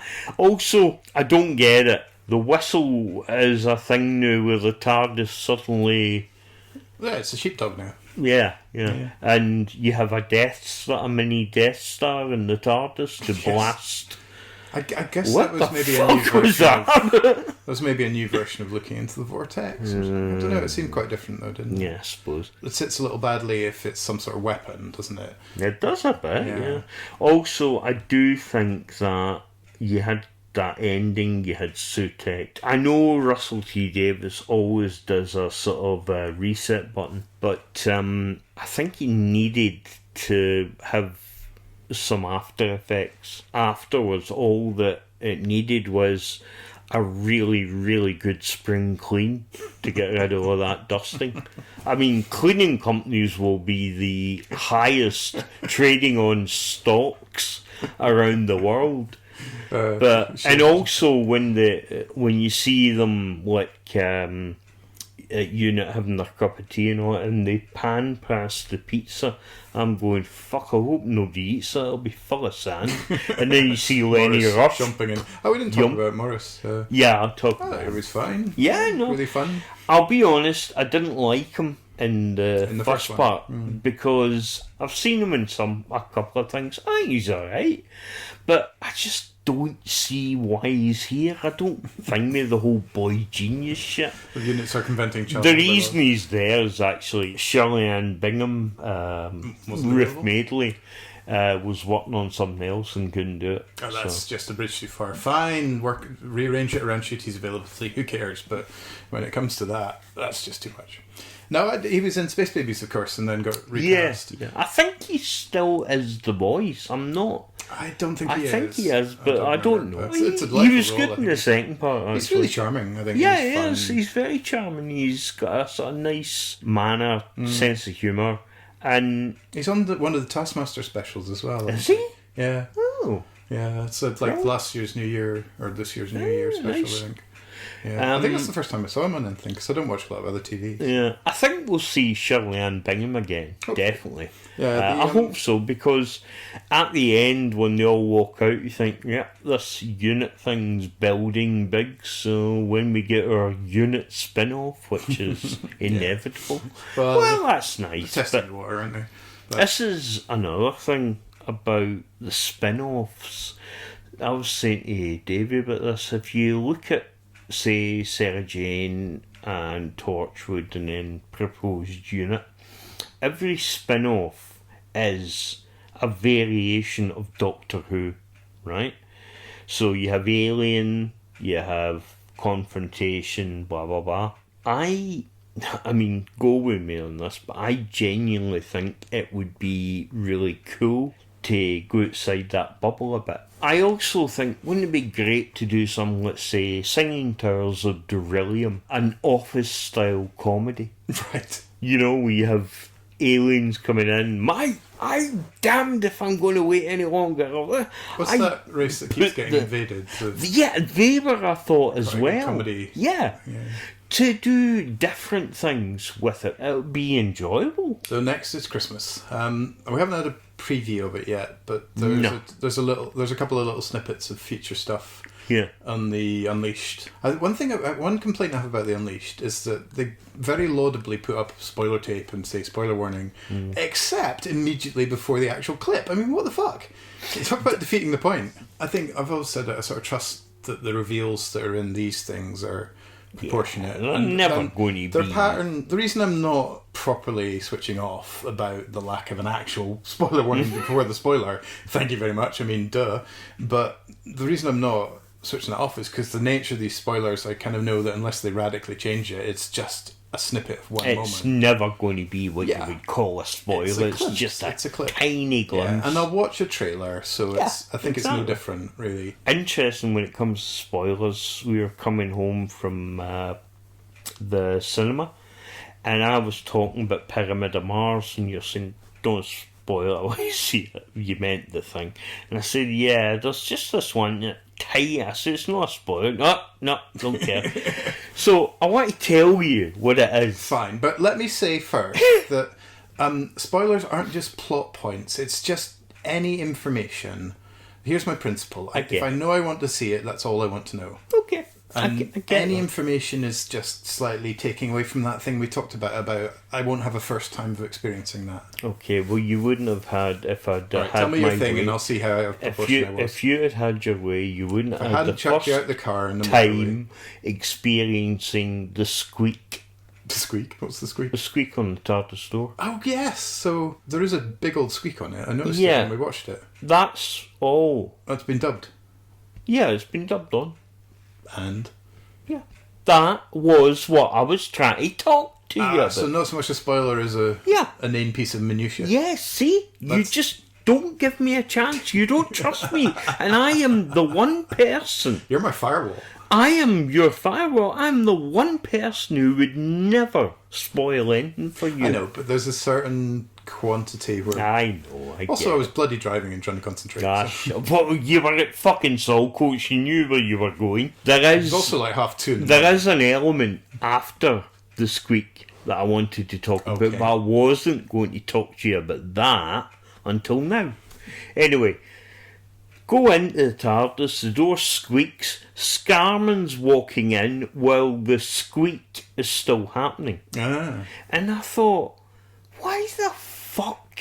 I know RTD put the squeak in originally in the show because he thought it's amusing, it's this time-space machine that needs oiled. You know, that's funny. But why the fuck did they put it in there? Because if you're saying, continuity, then you need to go back to every fucking episode in there. Well, maybe they will when they do the Tales of the TARDIS. God.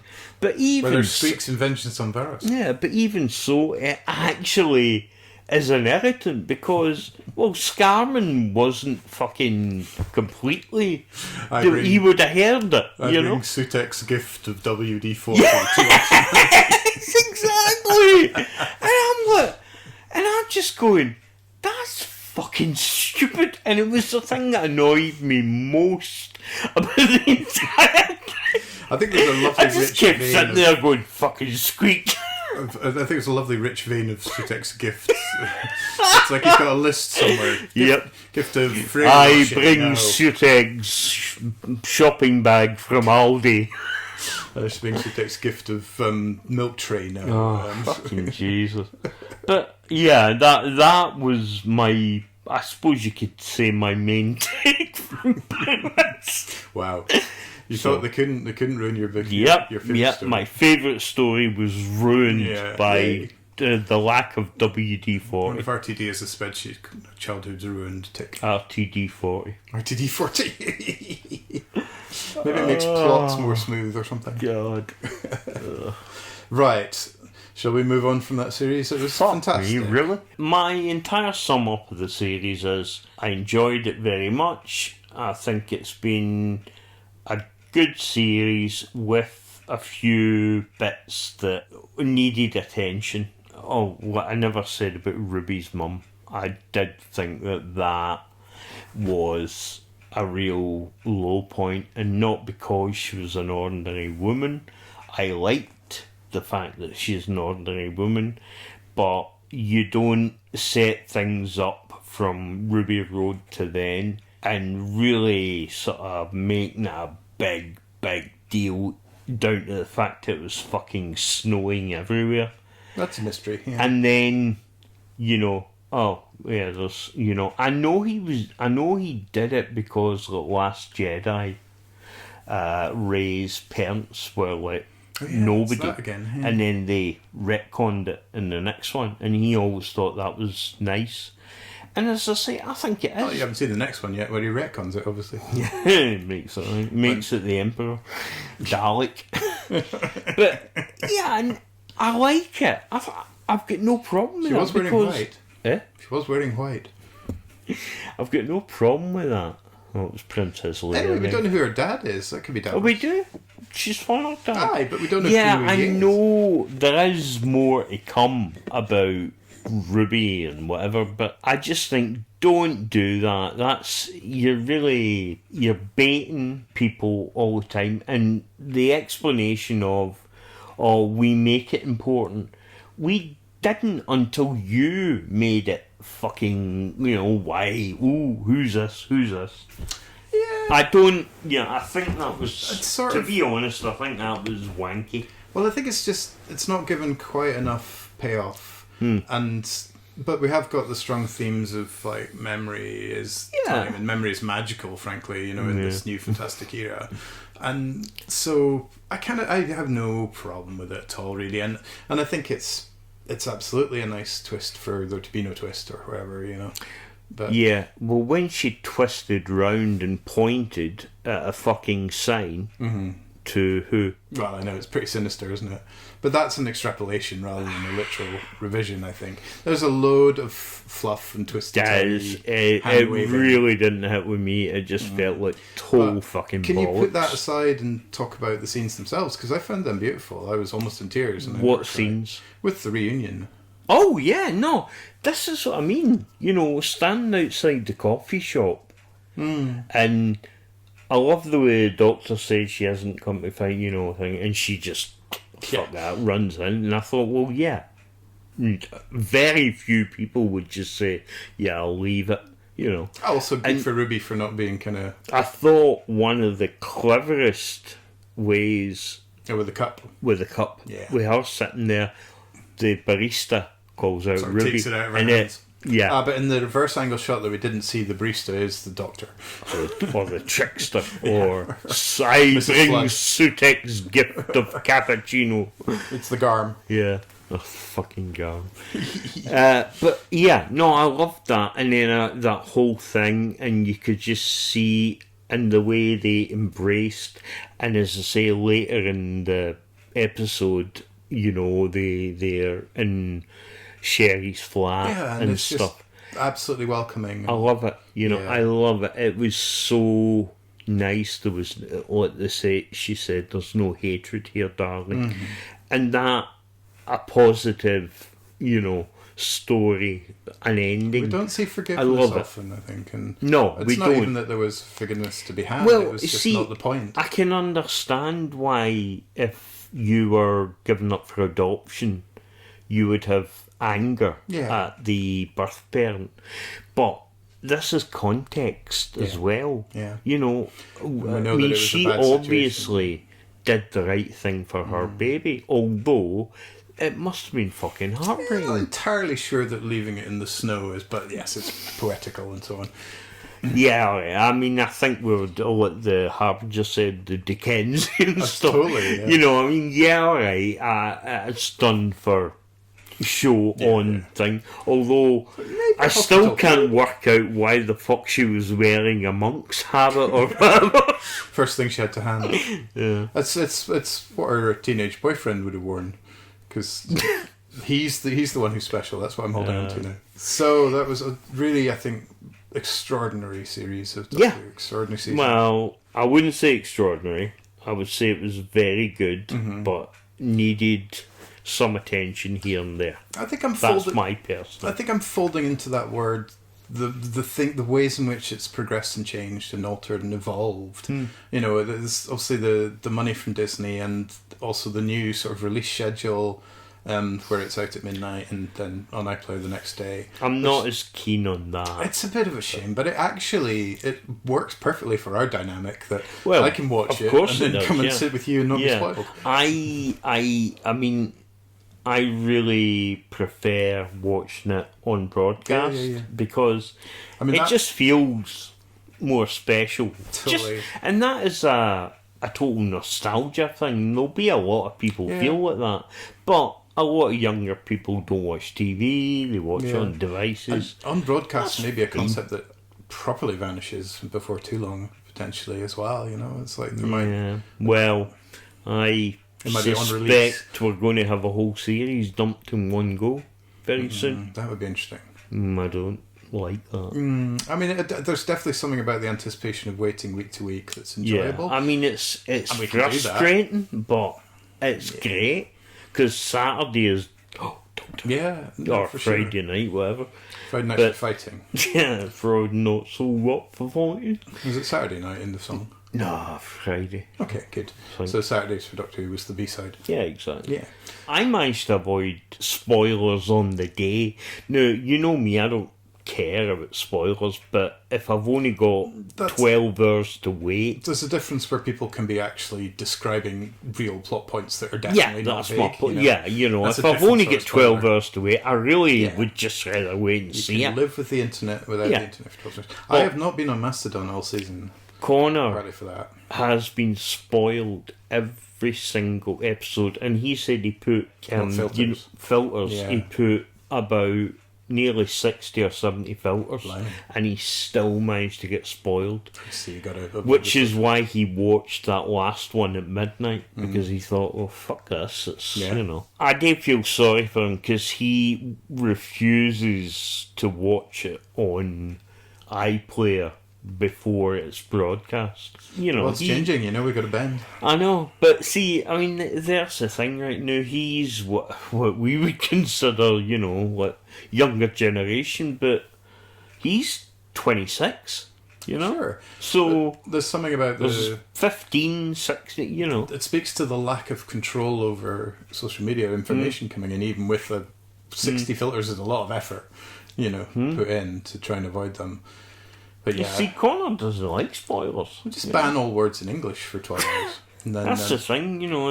It does annoy him that because he uses social media a lot, like most people do, unless he basically forgoes it for Saturday completely. it's something about the entanglement then of all the channels of information, isn't Yeah, it? 'Cause- to me, I couldn't care less about not checking social and for me, media. I'll just In avoid fact, it, you know. I've gone occasionally week at a time or whatever without checking it. I'm not bothered. I mean, I use it, but I could live without it. It's certainly not anything I'm bothered about, especially Twitter. And now. live better without fucking Twitter. Yeah. So let's move on from the wonderful season one, or the maybe extraordinary with caveats season one. Season 14. Yeah, I know. Well, I've accepted Oh, that. fucking hell. that's I just mean, what it's labelled Jesus, as, you isn't watch that fucking series, you're not telling me that's a jumping on point. Really? How much continuity was in that? There You was- know. yeah, surprisingly a lot. Jesus. It's, I know, interesting, isn't it? Yeah. Anyway, it would be lovely to hear sort of the thoughts of somebody Newbies. who's completely new in this season. Actually, I'd like to see that. I would genuinely like to see. there must be a YouTuber who's watching Oh, it for the first yeah, time. there must be. But anyway, so shall we do a challenge? If you're seen to falter at the first challenge, you may lose everything. So this is the challenge part of the show where I've asked challenged Chaz to watch The Mutants, which is a classic Doctor Who story from John Pertwee's era that he's never managed to sit through. And you know, now I look back on it, 41 episodes, or I think we started in episode 2 or 3. It's quite a long time not to have managed what must be considered a reasonably simple task. So, you know, why is this so out of your reach, mate? What's going on? This is a strange one, actually. I need to sort of tell a wee sort of story to begin with, long as it to doesn't give involve you chimney context. Okay. Right? You know our friend Ali Mills and David Arlington, right? Yes. Obviously, years ago, when they first met, what had happened is David Arlington had written a letter to DWM. Ali had read this and noticed it was, local. Yeah. So he went through the phone book and he eventually found him and said, blah, blah, blah, Doctor Who fan. So on the day Ali saw Davy coming towards it, he thought, oh, yeah. All right, from up his tower block sort of thing. Yeah. And he saw him go into the Rangwan. So he started banging on the window and waving a Revenge of the Cyberman video cassette to get his attention. And Davey sort of looked up and saw it and thought, aye, right. So that's how they met. That's clever. Which is great.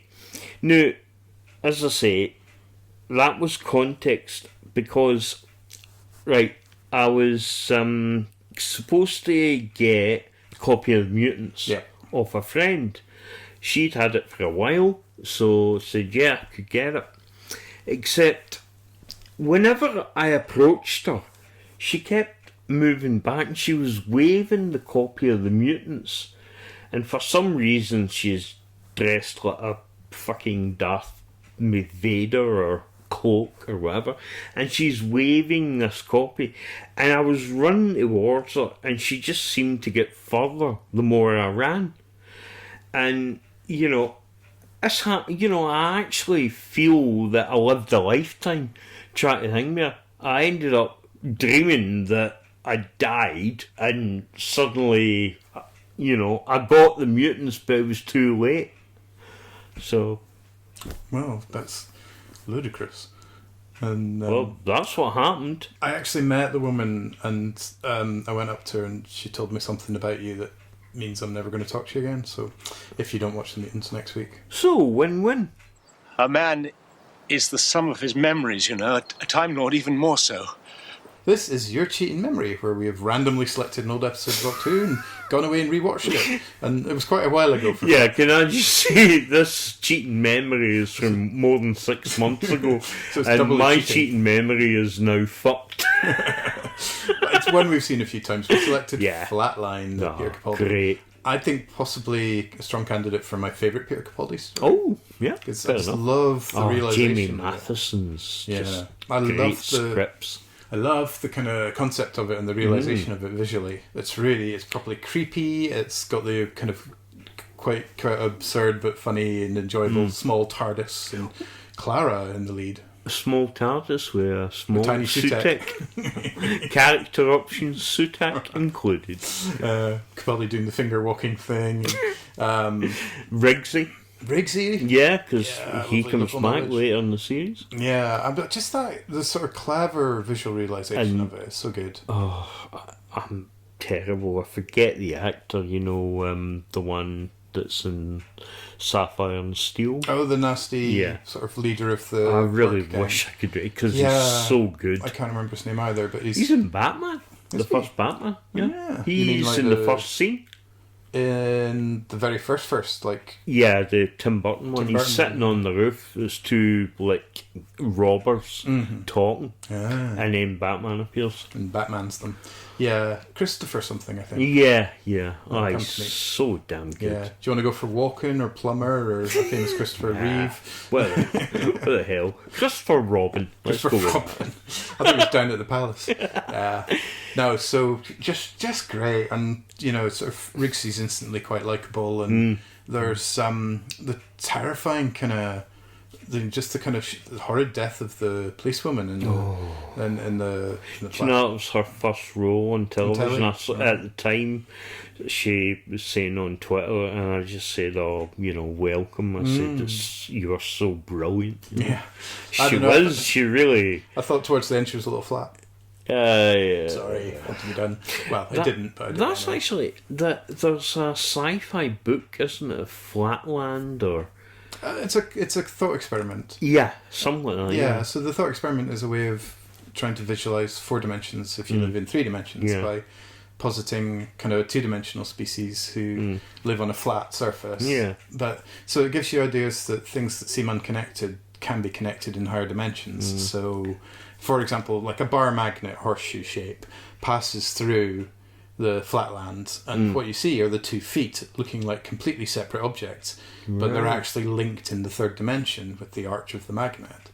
And it talks about what would it look like to a flatlander if a ball passed through a sphere. So you'd see a dot, and then it would be a circle that grew and grew and grew, and then shrunk and shrunk and shrunk. So I would imagine he has taken or visualized elements, probably, I mean, to make up that. I mean, I've like never read it, so I don't know if it's like a whole big thing beyond the thought experiment, or maybe it was a book, but it's one of those classic sort of imagine higher it's dimensions mentioned in things. the Orville.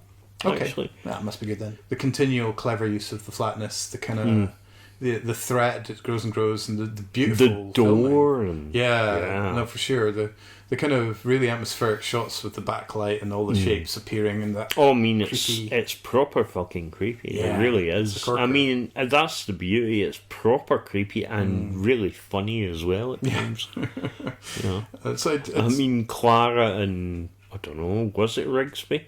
When they go into, yeah, Rigsby's Rigsby.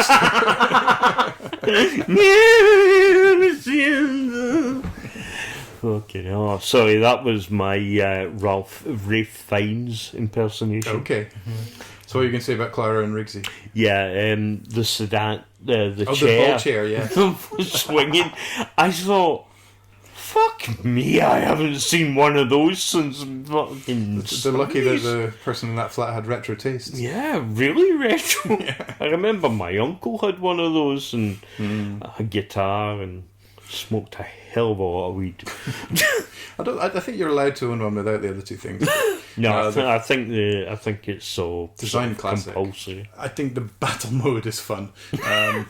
That's quite good contrivance. And there's also Don't you dare! I'm the doctor. yeah. No, I mean a lot of good comedy with Capaldi being stuck in the TARDIS. Yeah. And, obviously an episode for Clara to shine. And the whole journey that her and Capaldi take, with this sort of toxic relationship, it's actually goes further than Ten and Rose. Yeah, definitely. Well, it's a different character. It's a different, and it is so brilliant, and it's like the extremes that Capaldi goes to. I think the main takeaway for me was just a brilliant visual language for these creatures, and an evolving one as well. It wasn't just one trick or loads of them. Because I remember... Well, they were evolving into 3D. Yeah. There's an artwork, I think it's in the Gallery of Modern Art in Glasgow, that's basically, imagine like a Toblerone wrapper from above, or a Toblerone from above. So it's like bumps that come out of the wall, but they're painted in such a way that the perspective's inverted. So as you walk past them, it looks like you're looking down corridors which kind of move in a kind of... It's really clever. And it was that sort of effect that they used. Like I think before they go down into the railway tunnels, they're in a kind of warehouse, and there's a moment where one of them's been caught and he's just standing still and the camera just moves and it reveals the illusion. It's like, I love stuff like that. It's so clever. Tremendous talent on show there, and realising it, because that stuff's like, you can imagine reading that on the page and going, okay. But yeah, no, totally love Flatline. Look, when I give the word, press the button. The big one? Yes, maybe it works in conjunction with the others. I'm dusting off the randomizer. Does it have new series? I don't know. New series? It's possible. If it's covered in dust, so maybe Sutek's been here. But okay, I'm pressing the button. Here we go. All right, well, let's try and find out. Now, what could it be? Ho ho ho! The War Games. Oh, great! Excellent. I love the War Games. Some existing trout. And it's 10 episodes. Woo. Jesus. Well, given our release schedule, should be fine. That's true. So, 2027? 7, yeah. No, that's exciting. Lovely. It's the end. But the moment has been prepared for. 9 times out of 10. We're going to wrap that up for this time. We've got other things that we're watching in the background that we'll catch up with What? later. We're not going to do another hour or two? We're doing a 6-hour episode. You can edit it, pal. It'd be epic. So, Be like Rachmaninoff. Monumental. yeah, but it puts the rack into Rachmaninoff. Well, thank you for listening. If you would like to get in touch, or if you've brought a gift, we can be reached by email at randomizerpodcast@gmail.com.